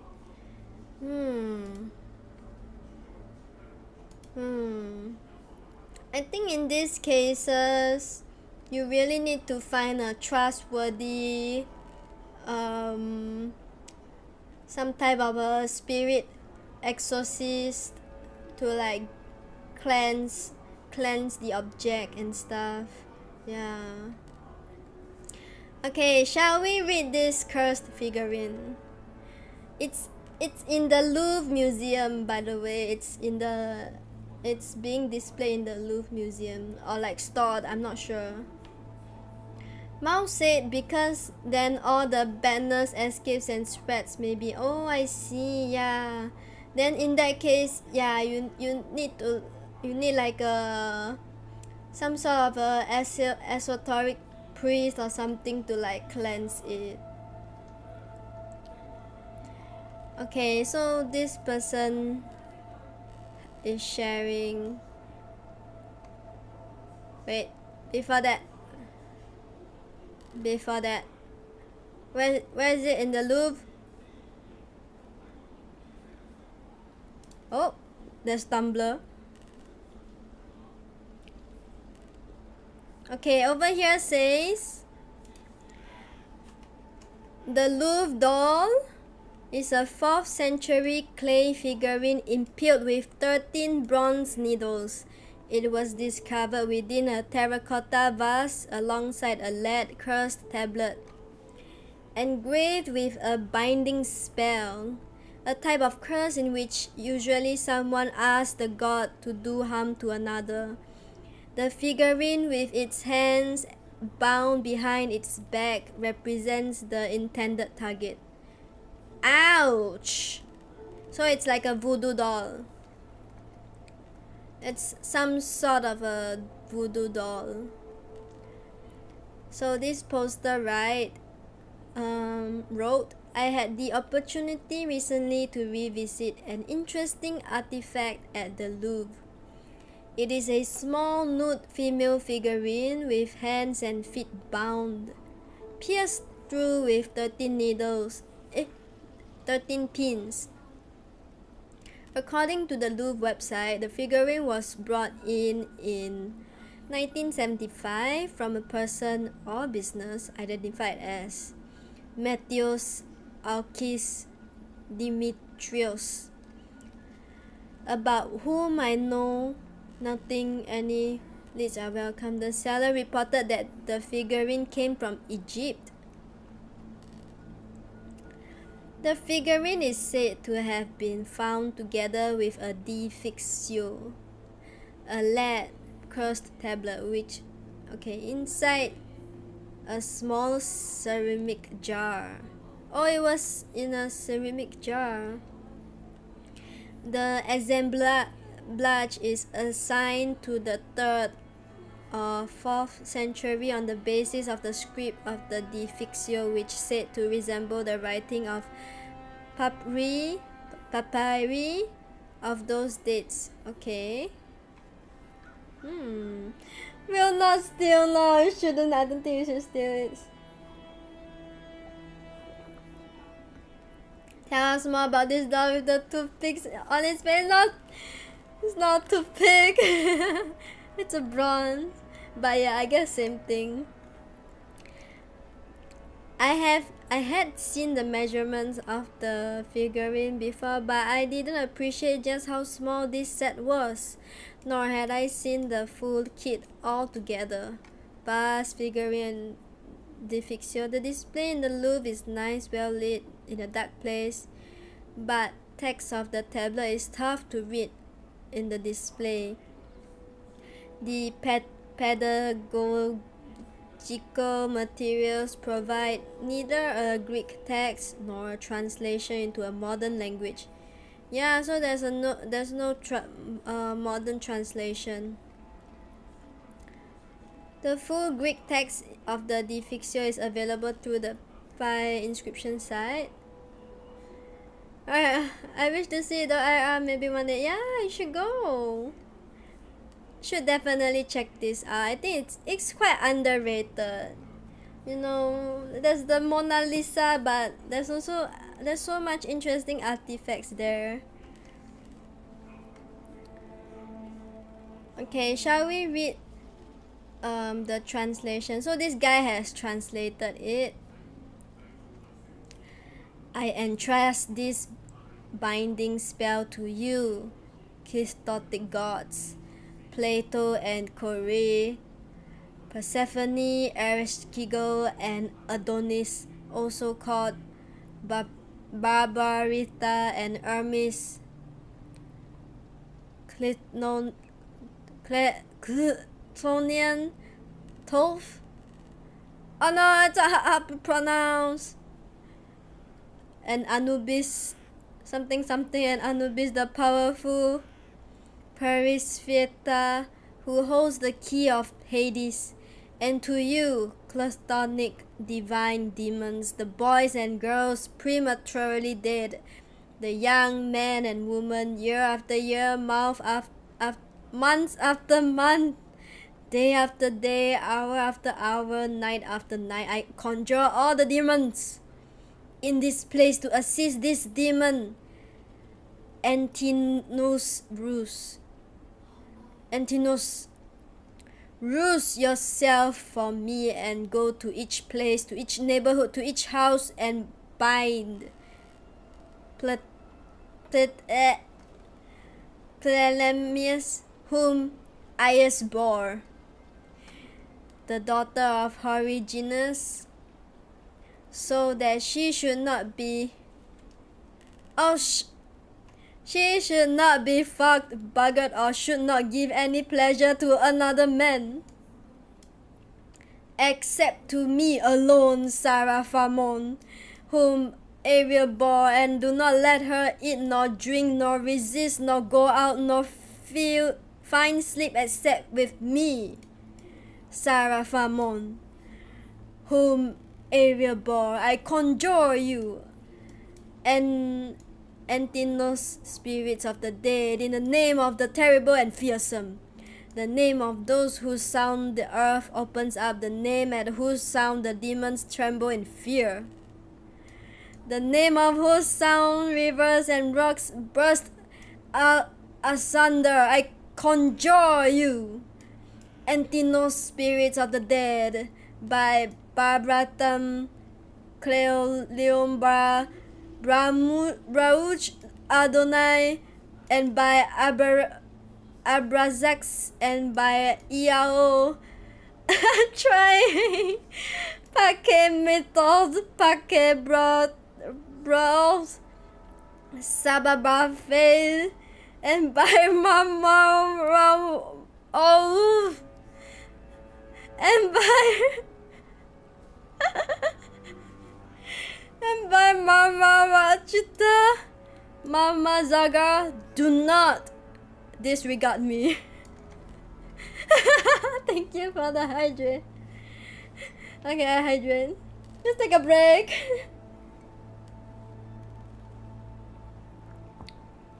Mao said, I wonder who would have gone through all the trouble to make such a doll and who it was made for. Does it say if it resembles anyone specifically? I think it did in the tablet that wrote. I think the person that they want to like conjure it onto is this person named Ptolemaeus, and then I think the conjurer is Saraphamon. Yeah. But I'm curious what is the use of it. Okay, let's continue with the with the chant. Do not disregard me, Antinous spirit of the dead, but rouse yourself for me and go to each place, to each neighborhood, to each house, and bring me Ptolemaeus, whom Aias bore, the daughter of Origenus. Prevent her from eating, from drinking, until she comes to me, Saraphamon, whom Ariel bore, and do not allow her to accept the advances of any man other than me alone, Saraphamon. Drag her by the hair, the gods, until she does not reject me, Saraphamon, whom Ariel bore, and I have her. Ptolemaeus, whom Aias bore, the daughter of Original, subject to me for the entire extent of my life, loving me, desiring me, telling me what she thinks. If you do this, I will release you. Oh, this is so fucked up. I get it now.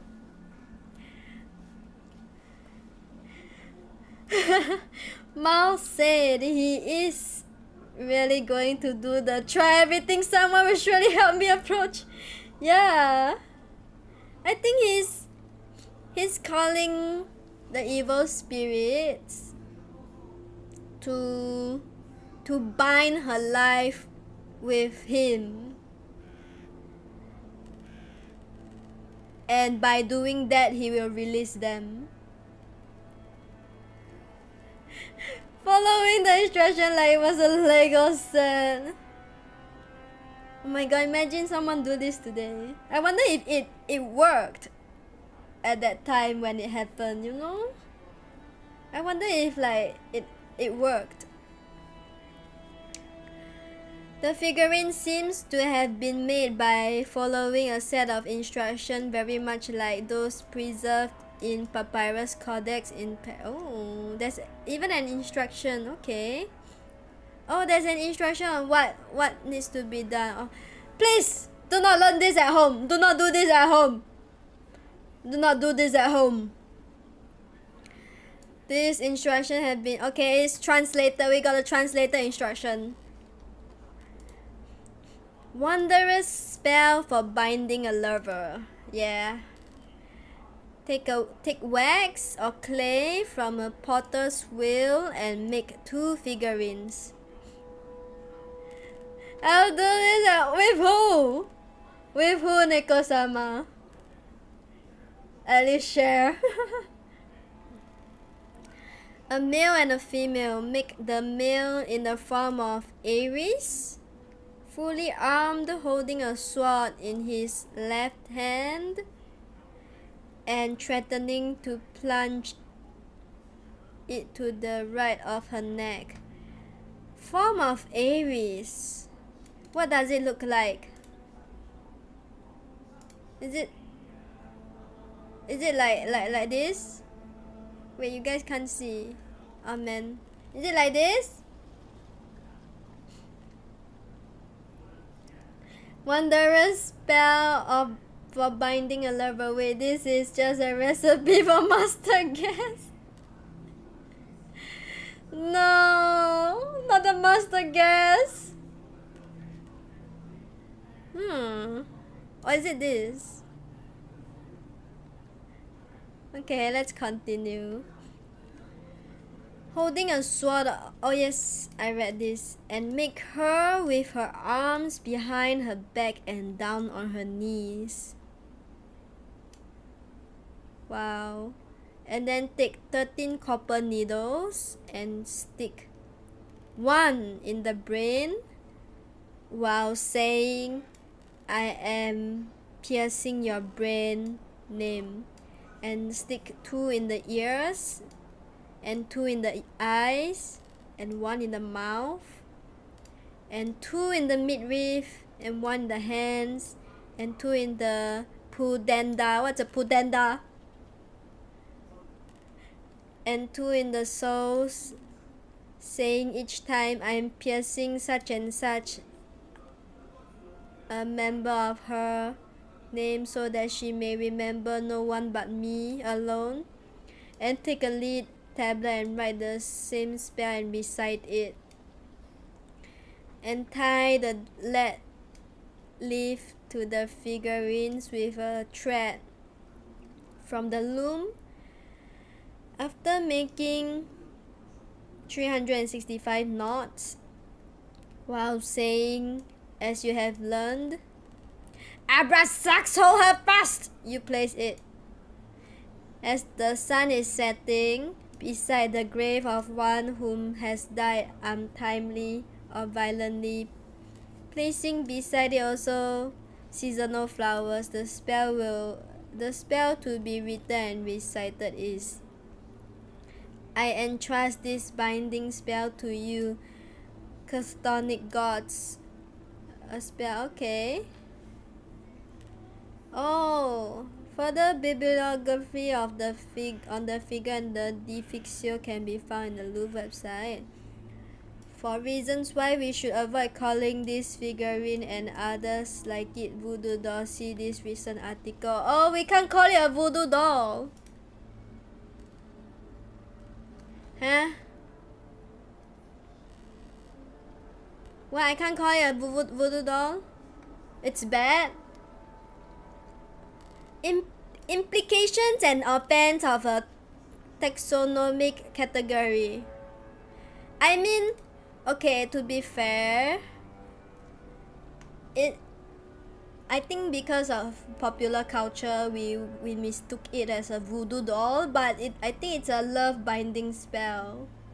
All in all, it's a love binding spell. My man Aries.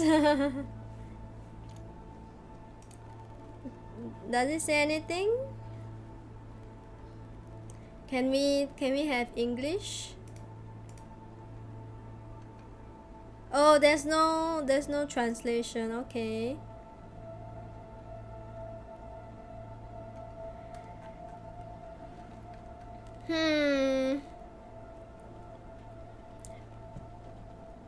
I like how I don't know, I find this quite funny, like even in ancient civilization, people also get like what DIY kits with instruction and stuff to do whatever stuff. you know, it's like IKEA again. It's really essential with, I guess, like human civilization. We all need like we all will eventually have a sort of a IKEA instruction type of things to anything and everything. And with this is the love binding spell, yeah.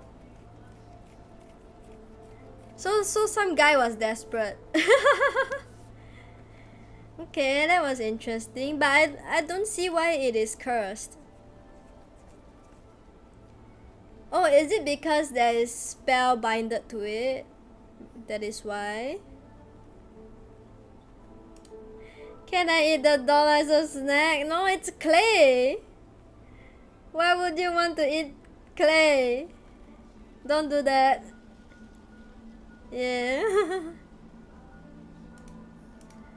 But yeah, no, but okay, the weird thing is, when I read about this, after the movie, it wasn't really that. It wasn't. They used the figurine as inspiration, and yeah, very crunchy crop forbidden snack. Yum.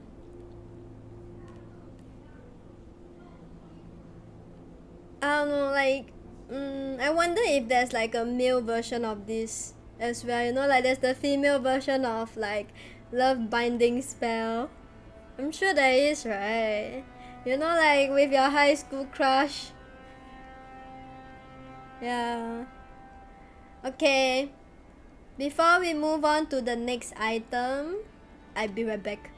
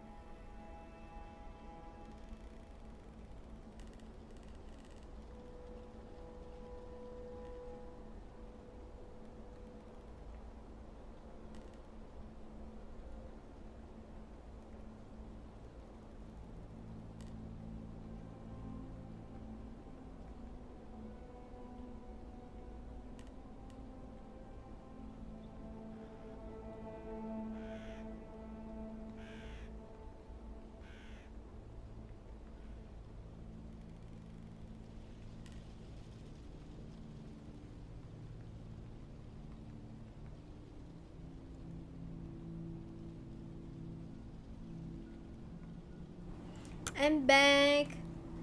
Oh, let's see what Mouse has wrote. I think it isn't cursed, but rather it itself a curse upon someone else. So we should be completely fine unless you're like the reincarnation of this poor woman. Like, no, I'm not the woman. I'm surely the man. I'm the man. I'm the Seraphimum. Yeah. Okay, yeah, I'm back. Okay, yeah. Quite interesting. Let's see. I have on my TikTok I have followed this person that actually like sort of collect and deal with cursed and haunted objects. Not sure if I can find the handle right now, but yeah, like there's some people who do that for like a living, you know, which is like quite interesting too. Ooh, a collector, yeah! Yeah, collector. Okay, let's see. So, back to this Warren's Occult Museum. They have, okay, the shadow door we have read. There's the demon mask. Really? Satanic idol, demonic idol found in the woods of Newton, Connecticut. Conjuring mirror, used to summon spirits. Ooh. Used by a modern day vampire. Wait. I need to know this. There's a freaking modern day vampire? Really? Really?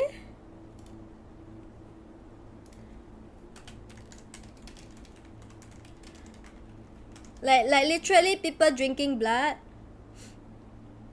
But AI said no. Okay. Guys. I don't know why, but when I search vampires, coffin, real modern day, we have this article here. The bloody truth about vampires, National Geographic. And then we have the Mudang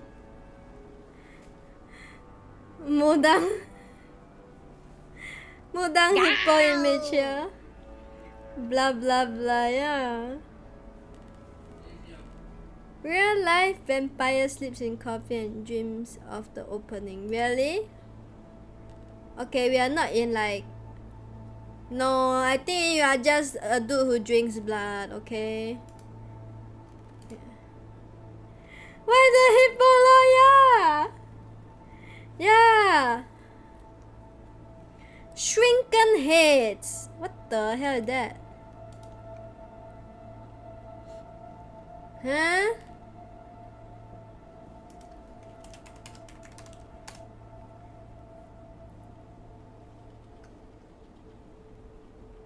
No?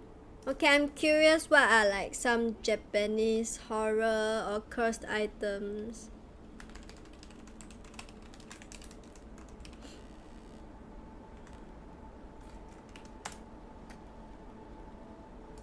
Oh no, not this.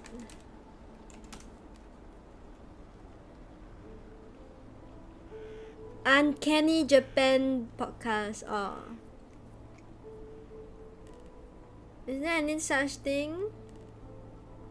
Any such thing as like haunted cursed object? What? Not sneaky sushi.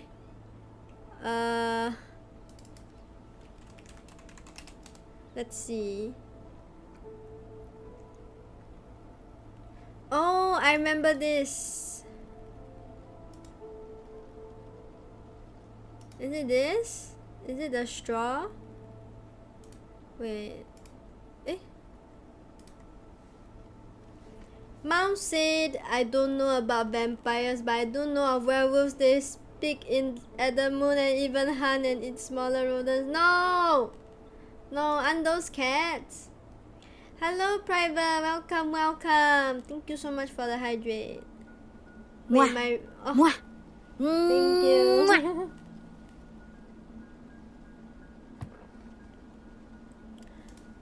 Oh, wait, there's the Muramasa sword.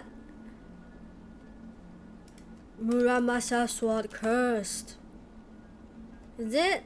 Is it real? Is it true? Gochida, yes. How are you? How have you been? I just arrived home. Why isn't it late?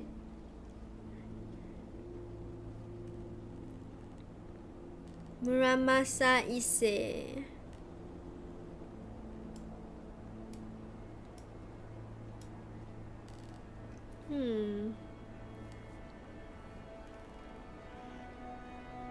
That's so creepy. No, they are werewolf mouses. Look up. Very terrifying. Really?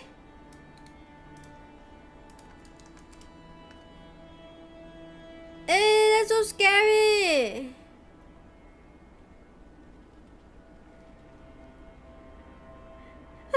Welcome, welcome. Get crushed. No. They need to see the warning. They need to know before they get cursed. No, they need to know after they get cursed. Whoever comes to my stream need to know after they got cursed. Okay, so Mouse is sharing with us this phenomenon, which is the werewolf mouse. A very carnivorous mouse. Oh wait, aren't they cute? You guys gotta fear this Kong. Grasshopper mouse. Oh. Wait. Is it this? Is this what you're referring to, mouse?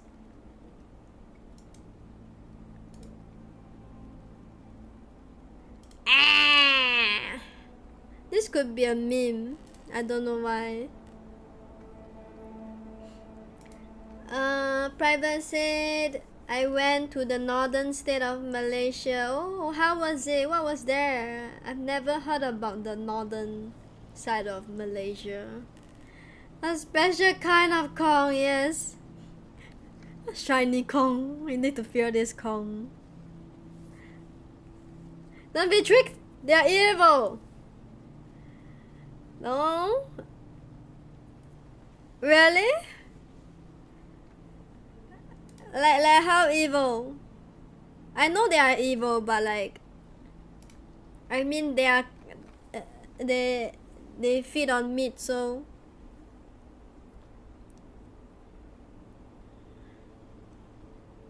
I think it's quite normal.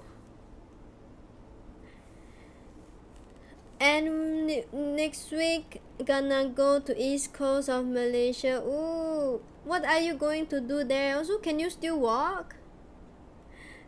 Ebel. Ebel. Okay, let's see this Muramasa curse sword. I wanna like a brief. I want like a brief overview, you know, like. Wow, there's 3 cursed swords. It's one piece.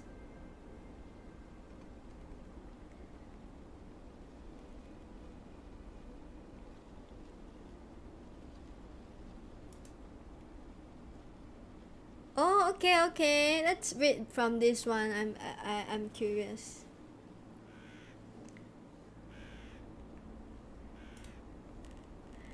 Private, why are you doxing yourself?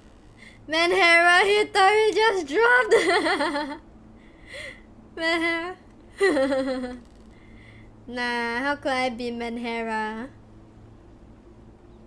Nick clutches towards the but is it getting better?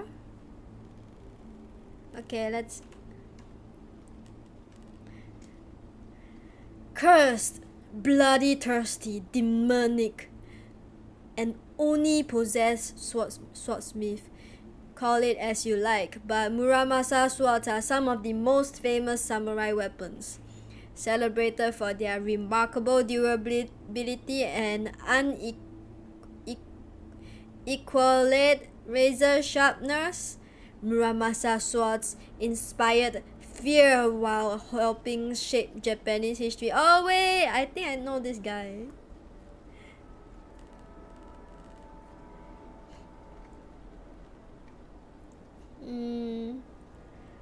Please be careful, but have fun at the event. Yeah, have fun. My brother keeps saying me. Oh cool. Wow, that's so mean. That's so mean. You should use your crutches and hit him. But who is this man? Who is the man behind this creation and the school that continued his legacy? Is there truth to the sword's curse? Or was it merely a tall tale? Join us in exploring the answer of these riddles and a few others to understand the genius swordsmith behind these mystic creations. Ooh. Muramasa, the man, the school, and his philosophy. Understanding the terrifying legends of the demonic swords, are they real or folklore? Requires diving deep into the man, his philosophies, and the school he founded to continue his legacy. Have fun? No. I meant like. Wait, is there an event? But have a safe trip back to your hometown. I'm sure it will be a very long journey. Just as Muramasa's sword has a dark and mystical reputation, the man who started it all, Seigo Muramasa, was equally mysterious. No written records about his... Wait, there's a YouTube video! We'll just watch the YouTube video! In the tapestry of Japanese history, the samurai warrior stands as a symbol of unwavering loyalty.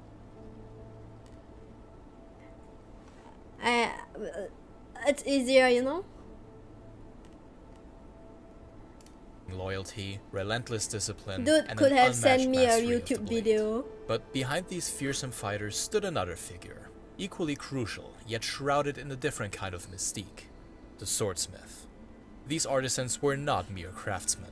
They were revered as artists, and among these artists, a few names throughout history managed to stand head and shoulders Not to get above the cursed rest. again now! Perhaps the most renowned name among them all is Masamune, a man whose blades continue to be Masamune. revered as some of the finest ever crafted in Japan, and indeed the world. At least in terms of his status as a legend of his craft, Masamune is still pretty much unmatched as a swordsmith. No one ever seemed to quite reach the same level of fame that he did, except for one swordsmith who is often mentioned in the same breath as Masamune, one that was undoubtedly very skilled at his craft, and yet became famous, or infamous I should say, Muramasa. for a whole different set of reasons. Do you know about this Muramasa. legend, Neko-sama? Active as a swordsmith during Japan's Warring States period, and especially Like- violent time period, even by Japanese like standards, this Muramasa's kind of, blades gained recognition for their incredible sharpness and infamous efficiency in battle. Japanese But according to figures. some, those qualities came with a price. Muramasa was said to be a man haunted by his inner demons, a mind verging on madness, who created swords that craved bloodshed and violence. What? Before a Muramasa blade could be returned to its scabbard, it was said it had to draw the blood of an enemy, and sometimes even that of the owner himself. Muramasa swords were said to be cursed, haunting their bearers with an insatiable thirst for violence. At least, that's what countless myths and legends want us to believe. But myths and legends are oftentimes based on true events, and the story of Muramasa and his cursed swords is no exception. In this case, a series of true, very unfortunate events, connected to one of Japanese history's most powerful samurai clans, provides the background for a myth that to this day finds its way into popular media all over the world. So, today, I would like to find out who this Muramasa guy actually was, and how, over the course of multiple centuries, his deadly creations became so respected, and yet I so just feared. want to learn about If you the end up enjoying this sword. video, you should definitely leave a like and subscribe just to make sure that you don't miss out on any future Japanese crime and history content. Oh, and visit the link below if you wish to support me even further on my way. This is the story of No Muramasa, promo. Japan's most feared swordsmith.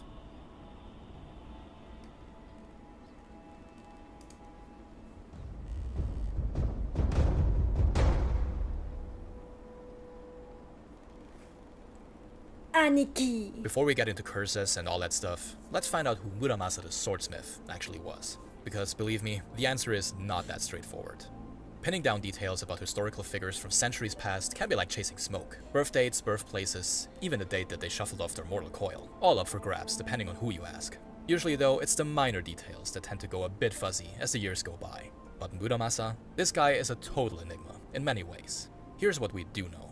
Muramasa I, also known as Sengo Muramasa, was born sometime during the 15th century. Some sources claim that he started his career as a student of Kyoto-based swordsmith Heiansho Nagayoshi as early as 1428, while others place the date of his swordsmithing debut as late as the 1490s. Some legends would like us to believe that Muramasa was, in fact, a student of the great Masamune, but in reality, they lived at least a full 100 years apart from each other. The earliest known sword, signed with both the name Muramasa and a date, was created in 1501, but some of his other swords, which were merely inscribed with a name but no date, are at least suspected to be maybe a couple of years older than that. One thing, however, is very important to keep in mind throughout this whole video.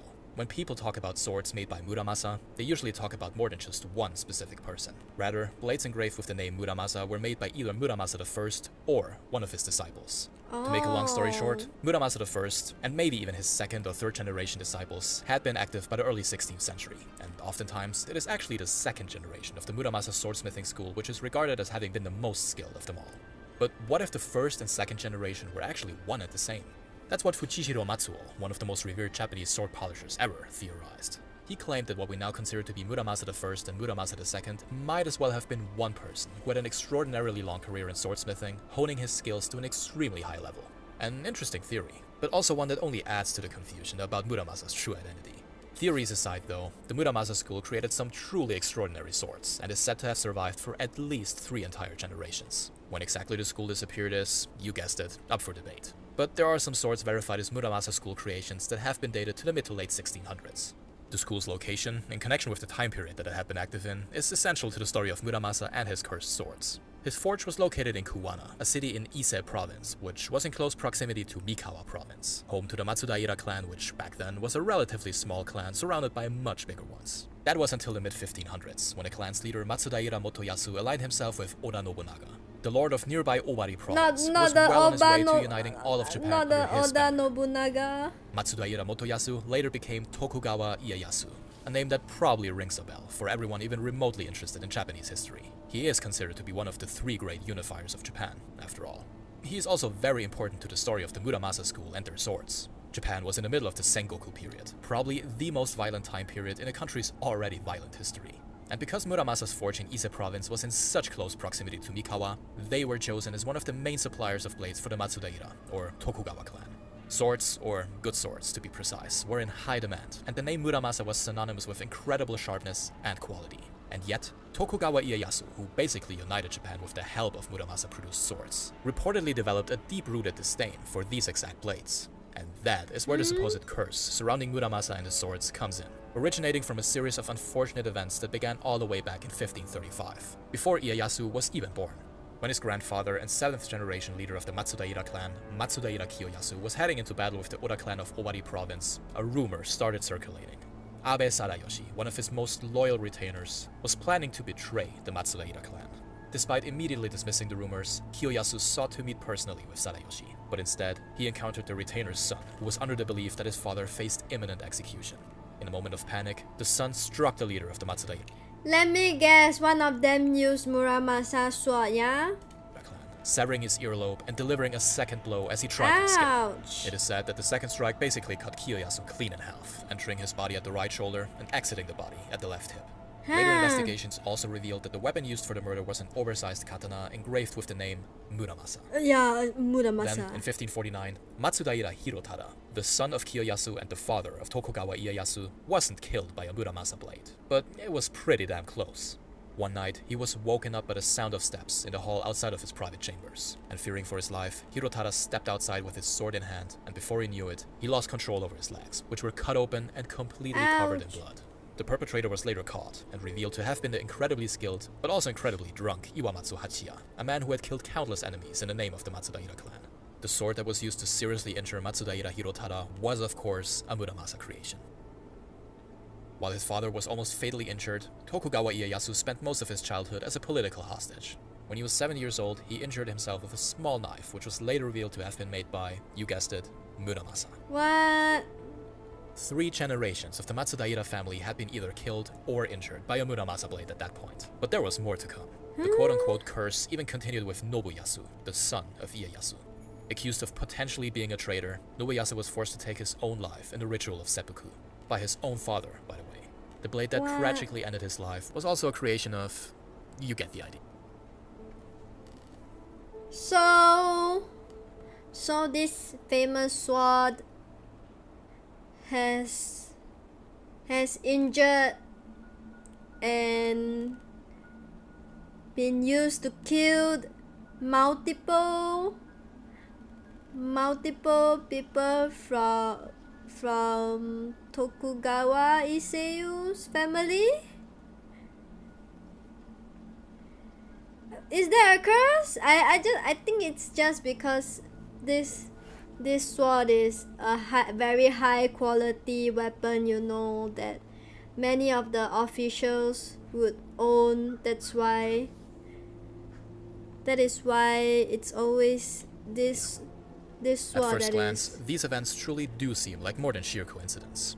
Was the family of Tokugawa Ieyasu actually the victim of an evil curse brought upon them by the swords of Muramasa and his disciples? That idea certainly resonated with large parts of the Japanese population, because legends and tales about the supposed curse started... Reporting!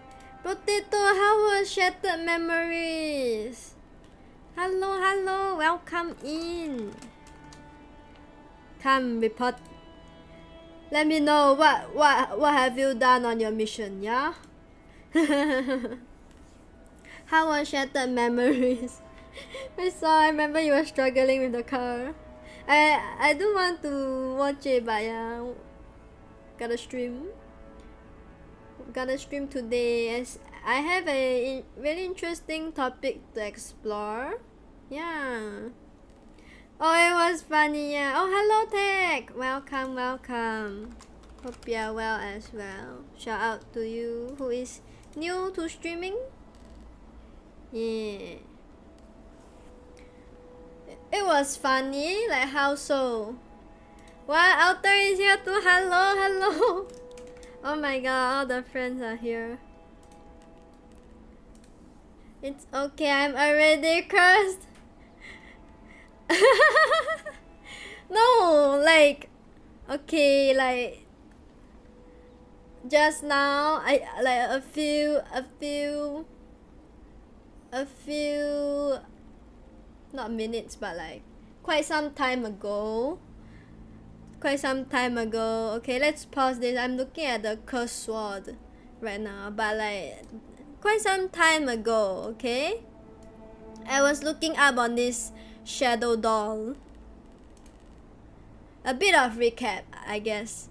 Okay, I was looking up on this shadow doll that... Okay, warning, you might get cursed! I was reading this article and then so apparently this doll will stop your heart when you're in your sleep. This doll will stop your heart when you're in your sleep. But then this person, this author who wrote it, okay, you might get cursed. She was like, okay, let me share with you the comment. Why weren't there any warnings before this? People come here to know about the doll. Next, put a warning at the beginning because nobody wants to be cursed. I'm not saying it. Yeah, so like they mentioned that, oh, if you look at it, you'll get cursed. Like at the wait, let me find it. Like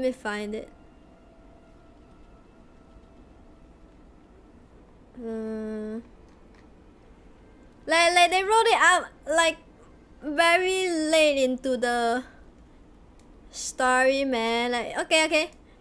It was created in a ritual. Apparently, the creator of the doll made the doll to send photos of it to people they wanted to do harm to.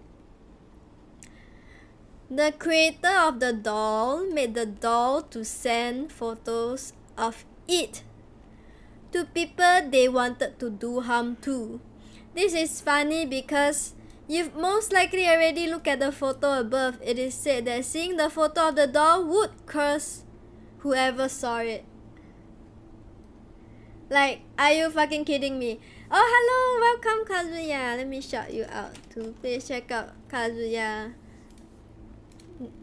Very, very cool artist. I'm not saying, yeah. Like, I was like, what the fuck? What?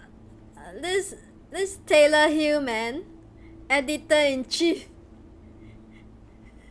wrote it at the end. Okay, so you guys all might get cursed. Honestly, it really stopped my heart by looking at it. Yeah, it's so scary though. It's made of bones apparently. No problem with the shout outs. You guys deserve a shout out when you are here on my stream. Yeah. Okay, so earlier at the start we were looking at a haunted piano. Oh, Potato has a story. The first ever nightmare I had, I was just a toddler, 3 or 4 years old, and I remember wandering around my apartment building and there were decapitated humans everywhere. What? At a young age. After that, I went back home and there was a drink in the kitchen, and somehow I knew drinking it will make my heart stop or slow down. I decided to throw and drink it and hold the liquid in my mouth and not swallow the drink. For fun, you know, I ended up drinking it. Not shocking, I actually felt my heart slowing down. Wow, that's so scary! Liho lifter! We got a Liho lifter! Sir, you lift Liho drinks? Drink was probably Liho! No way! No way! You came in and you said that! Welcome, welcome. Thank you so much for the follow. You're part of the Kong armies now. Salute to you. I need a backstory of your name. Leo is good. Okay, I don't know. Business a bit dying leh. Business a bit what ah? Slower and slower and slower and welcome in shop. Wait, that's so scary. That was so scary, Potato. I cannot imagine. Like, at 3 or 4 years old, you are already seeing decapitated bodies in your dream? What the hell? That's so scary. It's like, it reminds me of Alice in Wonderland, you know, drink me, eat me, that sort of thing. It was so strange. Yeah, but yeah, thank you for sharing, Potato. That's scary. Okay, for me, I had a nightmare, but like, I'm not too sure what's going on. I remember I was in a train station, and I remember getting lost, so I couldn't find my parents. And then I saw this shadowy figure. This shadowy figure with like a bird crane or something like that. It punctured a hole into my feet. Yeah, and the whole world walked around me. That one was quite scary. Oh, Liho Lifter said, well, that's cause I thought, yeah. It was so strange, right? Right. I used to work at Liho after all, and used to lift weights. I see. Oh, used to. I think it's time you change your name. I think it's time you change your name, Mr. Liho.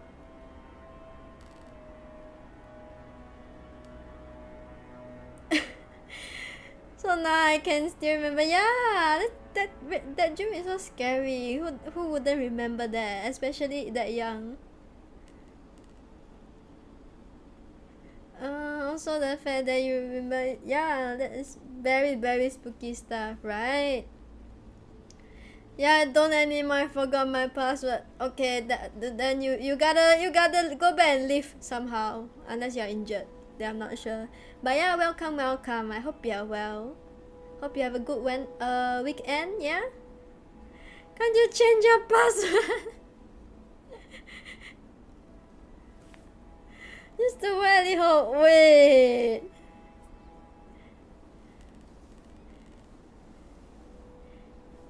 And DK is an interesting day anyways. Don't live anymore. Ah, I see. Okay, you know what? It's fine. But I respect that name. I do another spot. Oh, what spot then? Okay. Yeah. So that was like one of the first. Oh yes. Okay, let me recap a little bit. Okay, we went through like. Okay, a piano. Apparently, it's a haunted piano in the Conjuring movie, but then I couldn't find any info about it. So we have the shadow doll. Also, Neko-sama shared the hope diamond, which is this.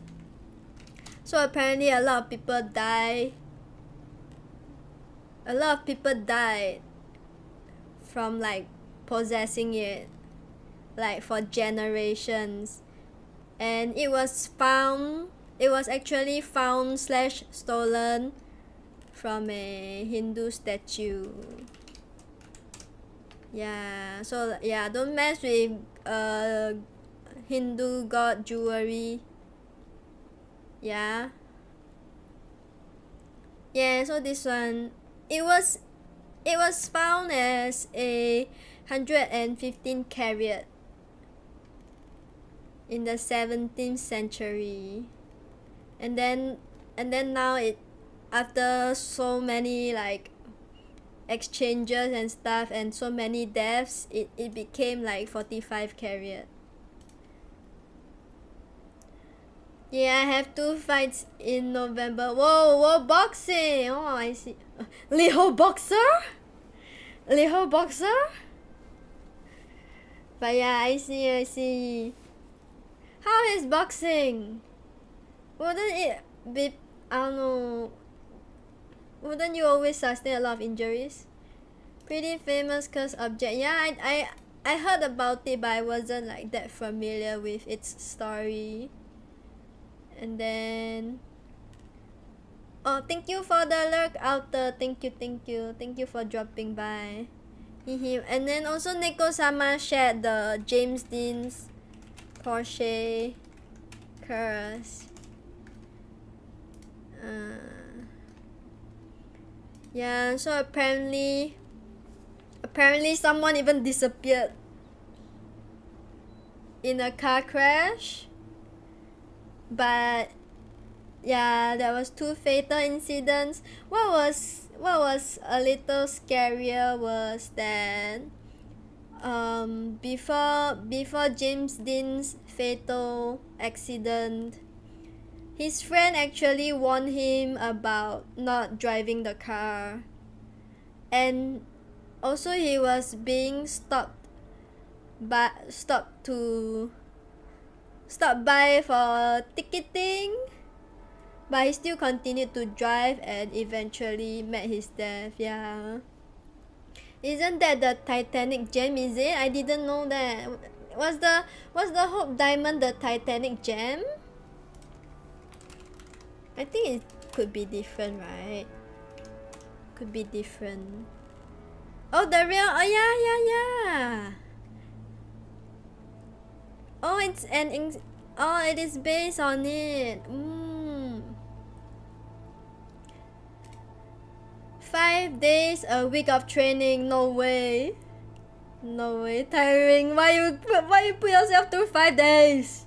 Are you in competition? Wait, are you like a competitive boxer? It is almost as scary as the time I forgot to bring deodorant. No,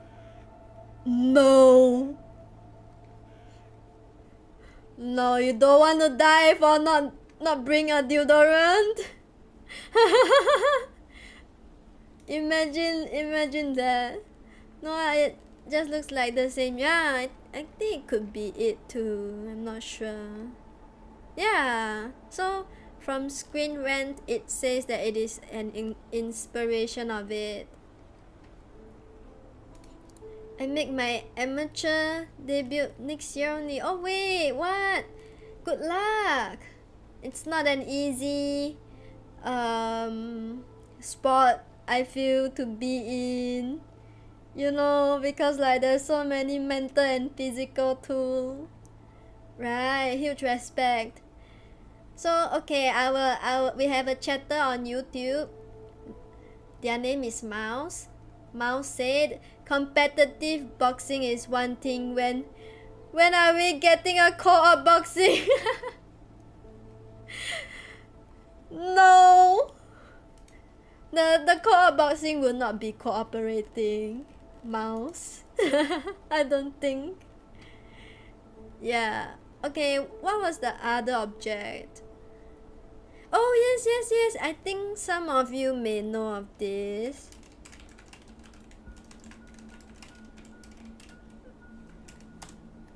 So this is another cursed, I guess, hunted object that I shared on stream. Mouse salad! Yeah, but if you guys know any hunted or cursed objects, please share here. We would love to know a deep dive. Yeah, and our friend Mouse also even shared that like apparently wait, let me reread that chat.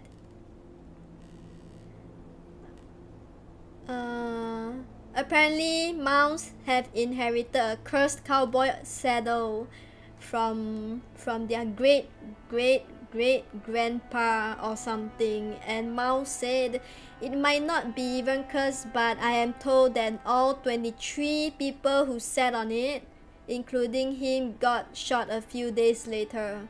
He got shot in the shoulder and had to retire. Yeah, but however, the story can be could be exaggerated. Though there's like I guess approved. At least 11 people got shot on it.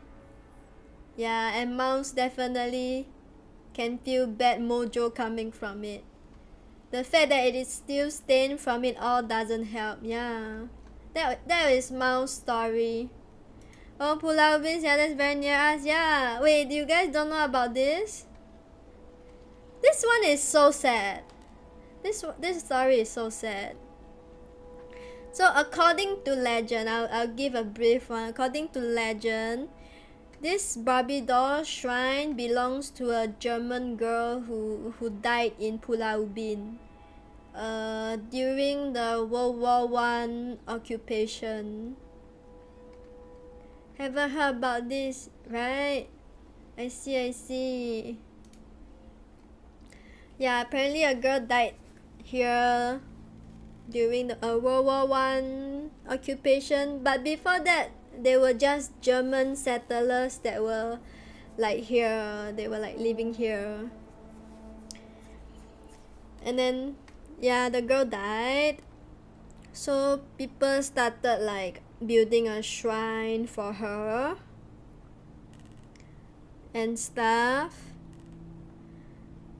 At first she was like found covered in ants. After that she was brought to a shrine by some, I think, Catholic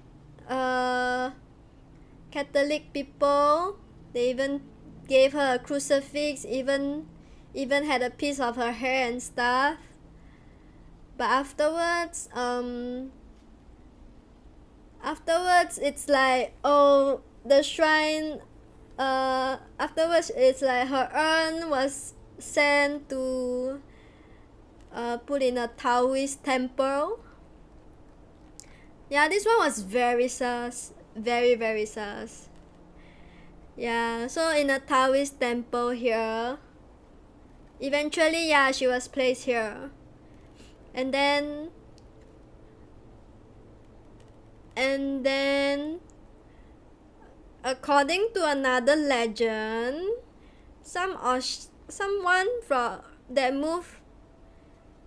that came from Australia had dreams about her. So someone at Pulau Ubin that moved from Australia dreamt about her wanting a specific doll, a specific Barbie doll to be placed on her shrine.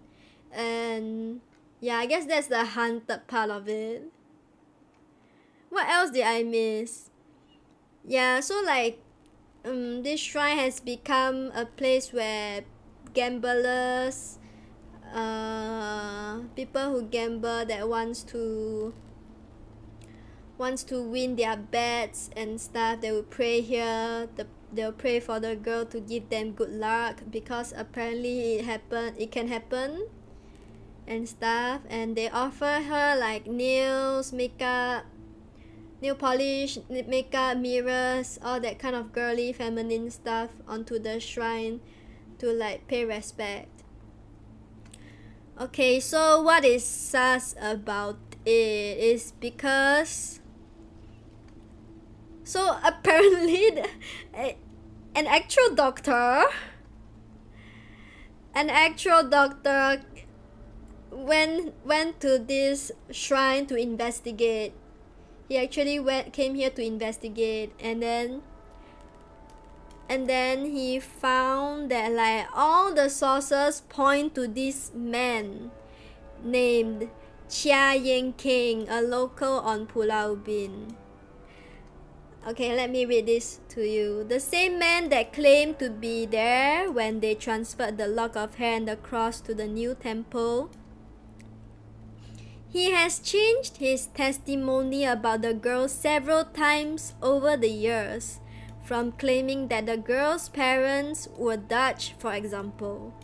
But seeing that Dutch citizens were not interned as Netherlands was neutral during World War I, the story changed to German instead. Could it have been a glip of detail or a more elaborate story? As late as 2004, he claimed to not know anything about her at all. Okay, let me read text message. Do you know that Freddy Krueger, the Nightmare of Elm Street, was based on event happening in Southeast Asia? Men would go to sleep to never wake up again. They called it snuts. Then Wes Craven read about it, and then Freddy of those events happening. Really? Let me look that up. Oh, sudden unexpected nocturnal death syndrome. That's so creepy. Oh, I didn't know it was based in Southeast Asia. Interesting. Kazuya said the Ankh situation. Yeah, the Ankh. I love how it has nothing to do with this little girl anymore.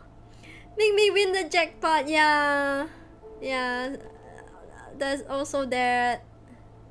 Cause it's like, okay, like, not okay, without any conspiracy, I think this girl is a trapped spirit. But then after reading like what this doctor investigated, this uncle is so sus, man.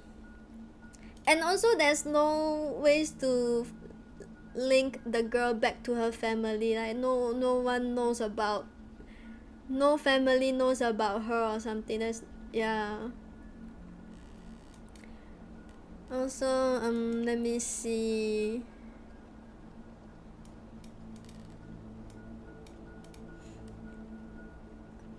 But another odd thing is that the first mention of the grave on Pulau Ubin was actually in 1985 in a Malayan newspaper that told the story of a princess from Java that fled to the island and died there.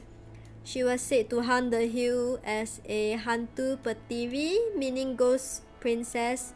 seducing many quarry workers to meet a terrible fate. The article included a picture of the shrine today known as the German Girl Shrine, but also this article as well as the story itself lacks proper sources. Yeah. Oh, Mao said my great grandpa got shot, not me. And sitting on that thing, I didn't say it was you. I even reread your statement. I no, it's not you. Your uncle got shot, yes. When I heard from watching a documentary about how Nightmare on Elm Street came to be, that freaked me out too. Oh. Wait. I need to like look this up. I need to like reread your statement. So it had an event in Southeast Asia.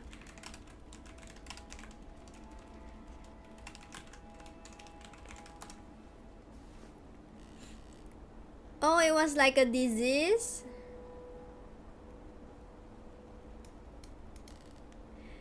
SNATs, a disorder prevalent in Southeast Asia that causes sudden cardiac death during sleep, particularly in healthy young males. It is known by various local names like Lai Tai in Thailand and Bangungat in Philippines, and is linked to a malfunction in the heart's electoral system. While the exact cause is not fully understood, it is strongly associated with genetic abnormalities similar to those. Oh, okay. Wait, that's so creepy. Yeah.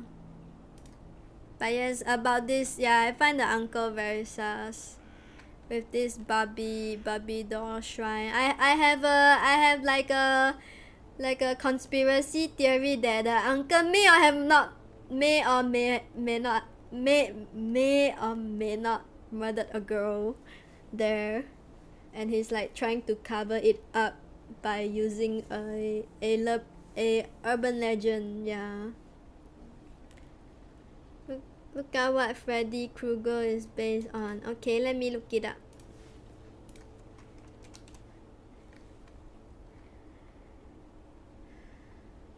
Ew! The name and a creepy encounter with a man in a fedora hat from Wes Craven's childhood. Oh. A Los Angeles Times article about refugees dying in their sleep after having nightmares, and a general fear of childhood bullies and evil adults. Craven also took inspiration from his strict religious upbringing and his personal fear of the dark.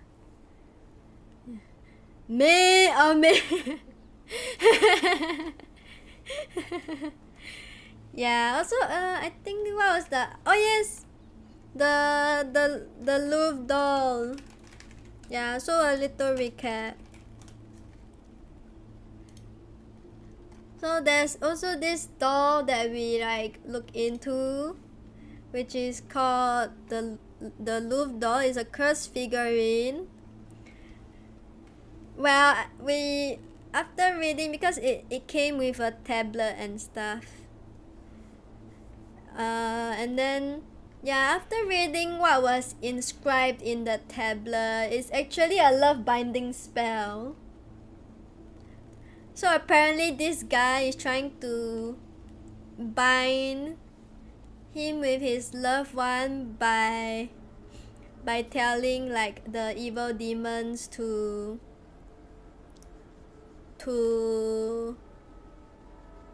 love him all and stuff. To share what is on her mind, all that kind of shit, and don't even reject him.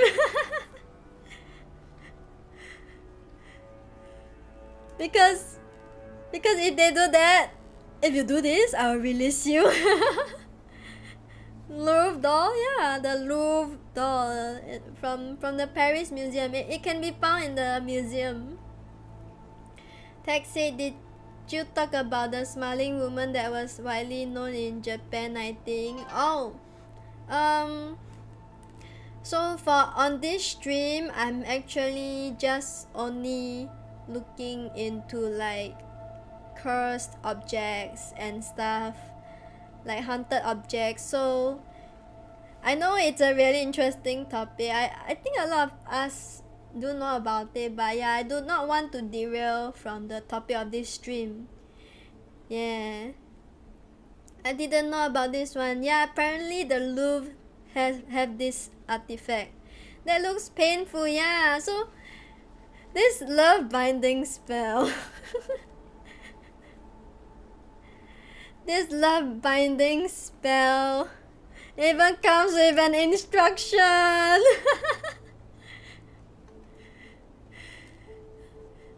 It came with the instruction like, oh, you must do this, create a clay of yourself as Aries in the pose of Aries, and then you must create another clay of your partner, and she has to like copper needles have to like be stabbed onto like different parts of her while you chant the messaging. Yeah, while you chant like what you wanna do with her. Does it worth asking for a friend? I'm not sure. I mean you could give it a try, but I don't know. I don't feel like I don't feel like I think with like ancient or esoteric stuff or like anything to do with underworld, right? Like let's not like go into that, you know? In ancient Greek, which I can read, I'll let you know. No, there's a English translation here actually. Like this dude translated for us. I read the whole tablet chant on stream just now. Yeah. Taxi, the Raggedy Ann doll is the Annabelle doll from The Conjuring. It's caused many deaths and had been locked up in a special box for a long time until recently. Oh yes. It's really famous, yeah. I don't know about the Annabelle doll, but I didn't know that it was released recently. Let me look it up.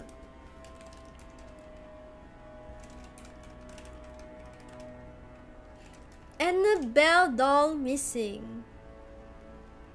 Oh, it's not missing.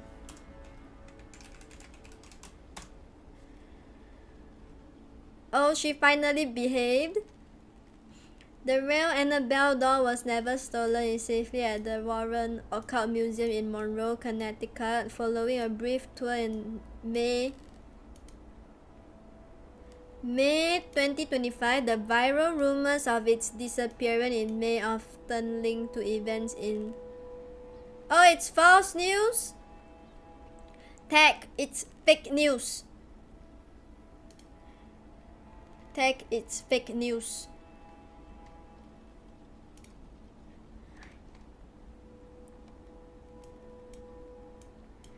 Oh, this guy went to purchase it. What the fuck? Okay, we have it here. We got Wikipedia, even though like...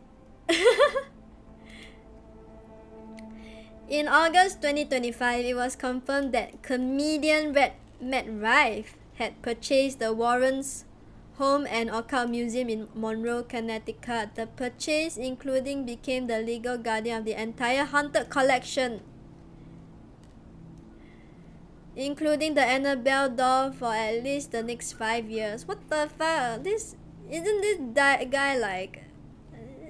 I know he had a lot of controversy Yeah. I remember one time he was being cancelled. Some say the people were buying the doll, so that's good. It is still locked up. Yeah. We only want the truth. Yes, we only want the truth here. Let's see.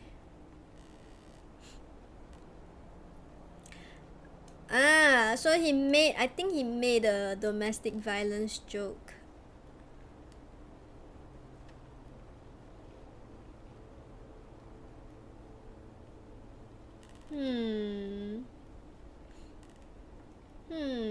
Does it say?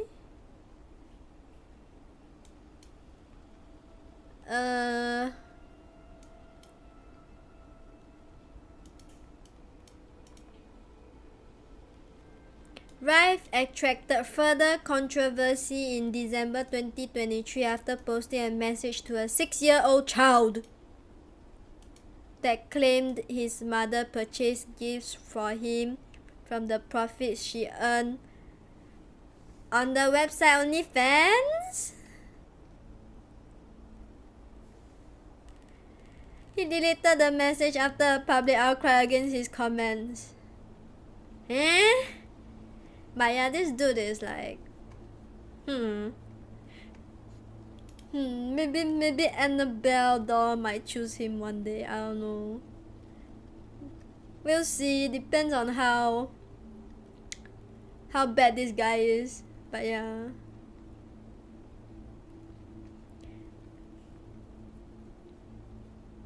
Yeah, so I'm sure we all know, right? This is actually what the real Annabelle doll looked like.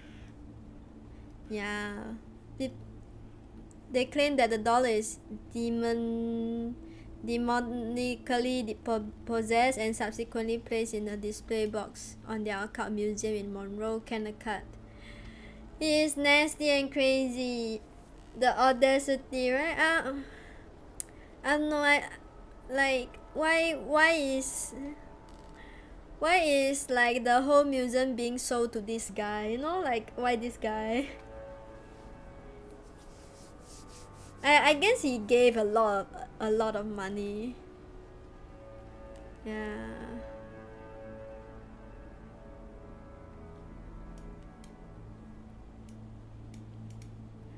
Oh wait, okay, we found where the false news come from. The occult museum closed due to zoning violation.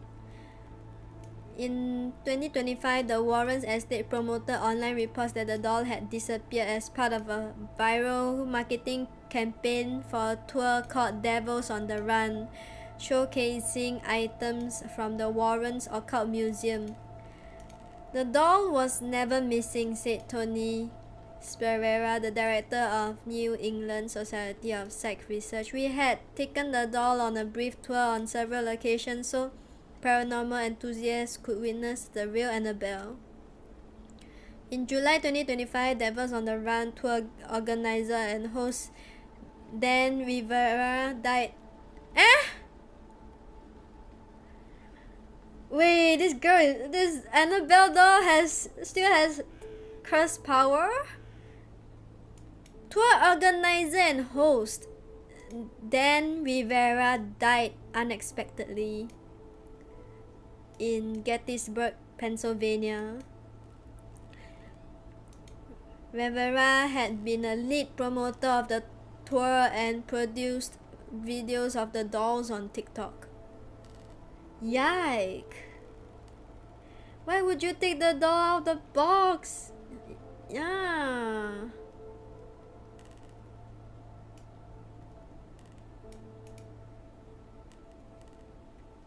Oh man. It is still happening with this doll. That's so scary, I think. I think that's a little bit too creepy, huh? Okay. I want to see. I know there's the. Not sure if you guys know about this.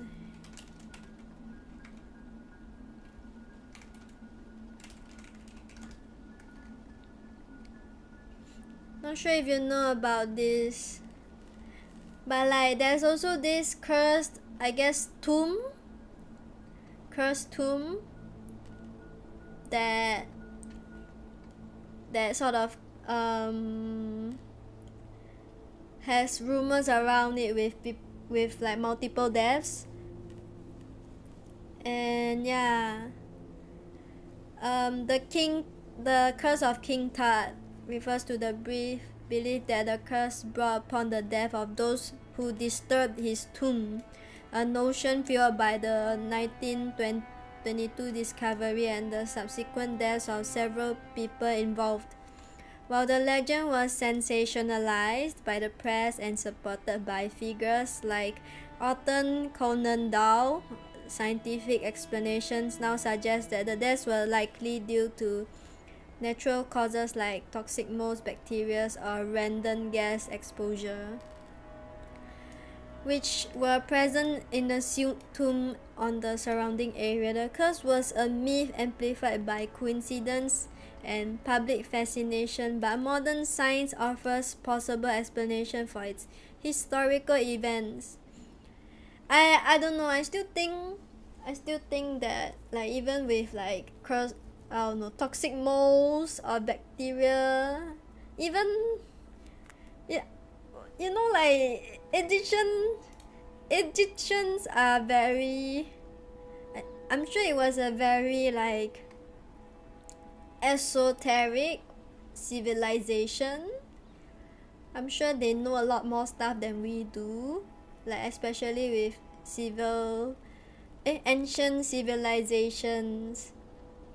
And yeah, like if it says do not disturb the tomb, then you know.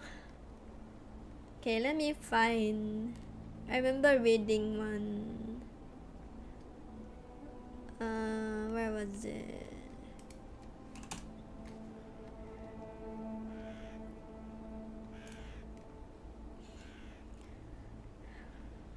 Was it this one? Let me read the chat.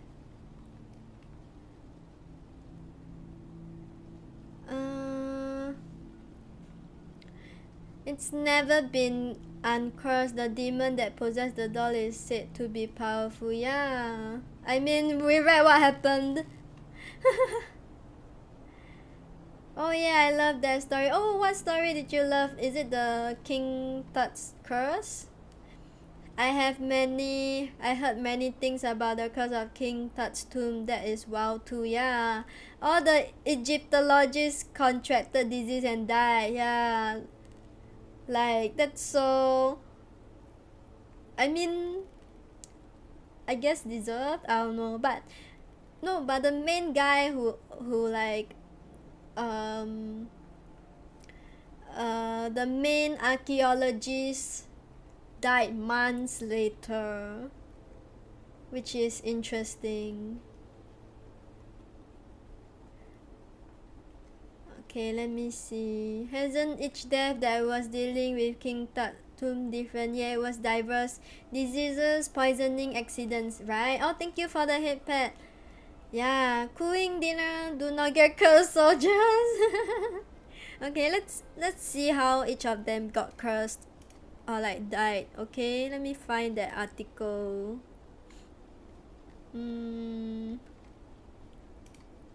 Was it this one?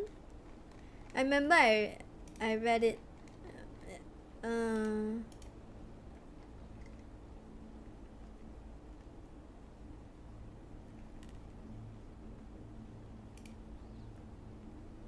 Oh wait. No, I want all the pictures of the guys, you know? Guys, I went to search King Tut's courses. My bad. Okay, let's see. Is it this one? Oh yes. Okay, I remember reading from this article. It's more digestible. Oh, take care, Neko-sama. Wait, what's for dinner? Please let us know. So,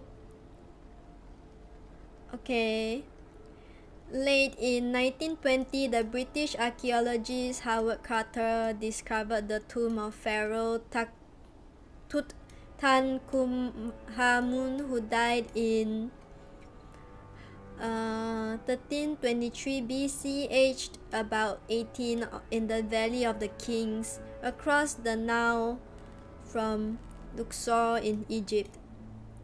Pharaohs had been buried there from the 16th to the 11th centuries BC. Most of the tomb had been plundered from early times, and okay, I'll short form his name to King Tut, okay? Was the first one to be found almost entirely undisturbed. The 5th Earl of Carnarvon, a keen amateur Egyptologist who was financing the project, joined Carter and his team to enter the burial chambers, where they found the young pharaoh's mummified body and a wealth of religious objects, wall paintings and inscriptions, as well as equipment he would need in the afterlife. Oh wait, sorry, I didn't read your chat, Mouse. He is collecting all the cursed objects in the world to fuel his JJK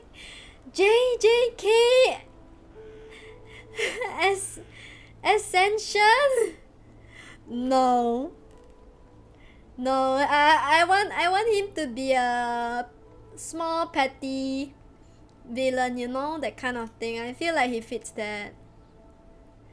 The discovery created a worldwide press sensation, and stories spread about a curse on anyone who dared to break into a pharaoh's tomb. The Times in London and New York World magazine published the best-selling novelist Marie Corelli's speculations that the most dire punishment follows any rash intruder into a sealed tomb. Yeah, I kind of agree with that. It was not long before Lord Carnarvon died in Sierra, aged 56, and the lights in the city went out, which set off a frenzy of speculation. Author Conan Doyle told the American press that an evil element spirit created by priests to protect the mummy could have caused Carnarvon's death. No curse had actually been found in the tomb, but deaths in succeeding years of various members of Carter's team and real or supposed visitors to the site kept the story alive, especially in cases of death by violence or in odd circumstances. Alleged victims of the curse include Prince Ali Camel, Fahmy Bey of Egypt, shot dead by his wife in 1923. Sir Archibald Douglas Reed, who supposedly x-rayed the mummy and died mysteriously in 1924. Sir Lee Stagg, the Governor General of Sudan, who was assassinated in Sierra in 1924. Oh, same year. Wow, they are so close. Arthur Mays of Carter's excavation team said to have died of arsenic poisoning in 1928. Carter's secretary Richard Battle, who supposedly died smothered in his bed in 1929, and his father, who committed suicide in 1930. Most people who worked in or visited the tomb lived long lives, but this did not undetermine belief the curse by those who wanted to believe it. Carter himself angrily dismissed the whole curse idea as a Tommy rot, but he died solitary and miserably unhappy of Hodgkin's disease in his London flat in March 1939 at the age of 64. The story of the mummy's curse sprang back to life in his obituaries, and it has persisted to this day. Damn. I'm gonna look for a bit, get some chores done at the house. Oh, good luck. Go for get the chores done. You can do it. Yeah, thank you so much for the lurk. But yeah, well, okay, so what I find a little odd is the main archaeologist didn't die first, you know? Right? Isn't he the one that is like the closest to it? But the people around him died first instead. Yeah.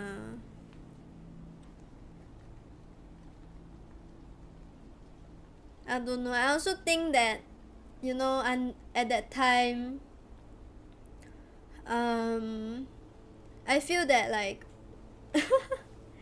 people could, especially with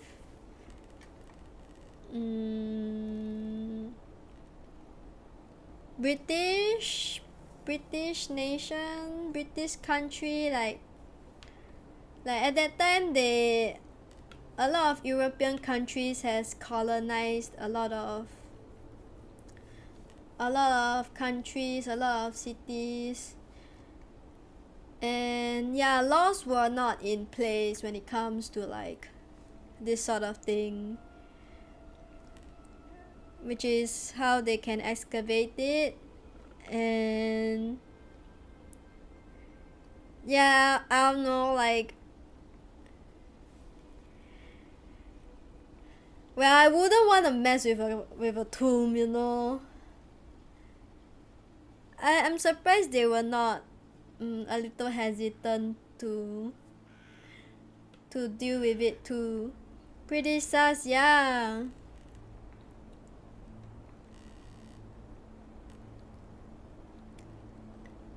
Personally, I think it can feel like a violation to a resting place, you know. Yeah, which is, I don't know. I mean, to be fair, they are also archaeologists. It's their job, so I'm like not too sure. There's a lot of ethical dilemma, I guess, moral dilemmas surrounding this, which I not like. Yeah, I wonder if there's like any more like Egyptian tomb cursed. Let me see.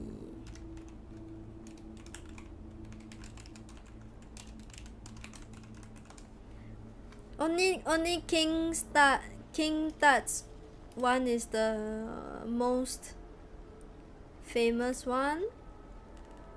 Okay, let's see this.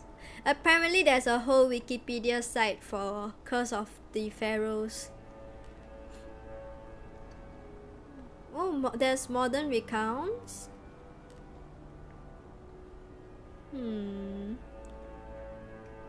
Okay, this one we have read. Oh, is that it? Interesting. But yeah. Oh yes, earlier on I was also looking at Muramasa's cursed sword. I don't know, I just think, okay, I feel that because of this sword's popularity, that's why it is cursed. Like, there's so many bloodshed surrounding this sword. Yeah. I think I'll stop here. I'll end here for the hunted objects exploration. Yeah. So how do you guys find it? I find it really intriguing. It was really interesting to learn about the Porsche and the diamond which Neko-sama shared, and also reading into the Barbie doll one. Yeah. Eh? Yeah. I wonder, Kazuya, does your culture, I'm not sure, does your culture or do you know of any cursed objects from like maybe France or Germany? I wonder if there is. I feel like with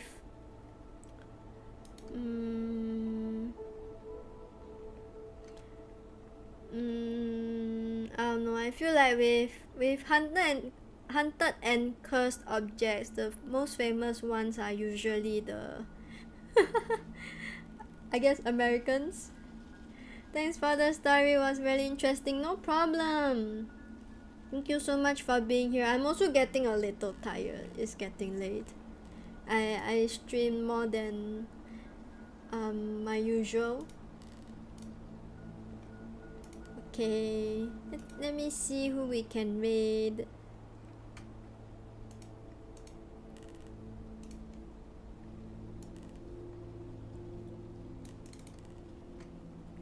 Oh yeah, yeah.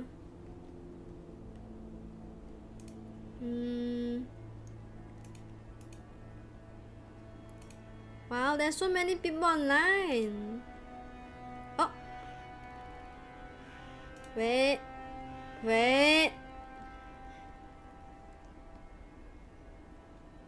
Let me stop the music.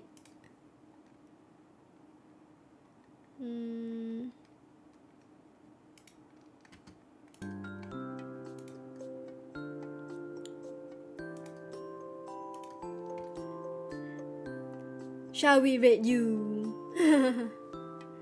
I wanna rate you. I feel that you need more love. Let me see.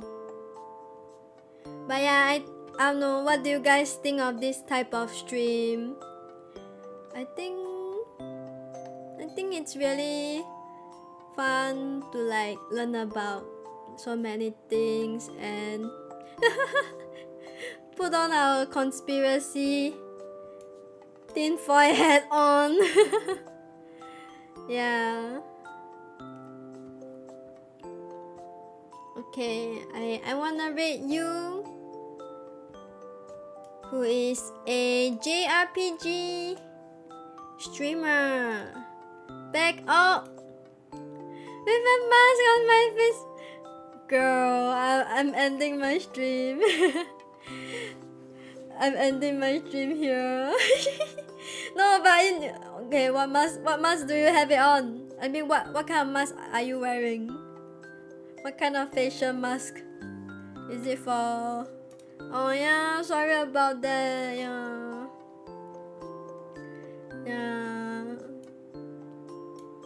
But it's nice to hear that you are doing some skincare. I'm glad I managed to catch it. Yeah, no problem. Face mask. Retinol. Oh, okay. I've never had a retinol mask. I need to try that. Don't be sorry, yeah.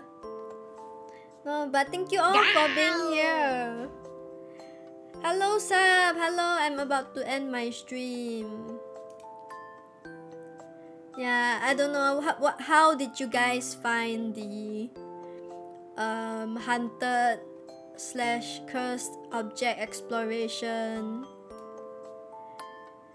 How do you guys find it? I do think it really fits the spooky vibe. Have a good rest. Okay, I'm probably late. Yes. yeah, like late. But it's fine. You can always catch me some other time. It was really fun. Oh, I'm glad. Yeah, thank you all so much. Really, I appreciate it. Thank you all for being here. I need to rest soon. And wash up, definitely. There's so many unknowns in the world, right? Right. I would love to do more deep dives into this, but you know, there's not much time. Okay, so I wanna rate you, who doesn't really stream this timing often. Wait, you got rated. Yeah, you is a JRPG streamer. If you are into that, you is playing the Legends of Heroes. So let's share some love. Share some love to the anti-you. They have a very adorable model as well, so please do check you out if you are into those type of gameplay. Definitely. Yeah, take care everyone. Thank you all so much for being here, and I would like to thank Liho Lifter for the follow. Thank you. What else? Oh yes, and also Dojan for the resub. Thank you. Thank you sub for thank you so much sub for bringing up the red message. We also have this one. Oh, and thank you for the hydrate. Everyone please take care, okay? Have a good night. Rest well. I hope you all have a wonderful start of your week. Yeah. Read sub. No, I'm not reading you. Okay, take care you all. Bye bye. Salute. Bye bye.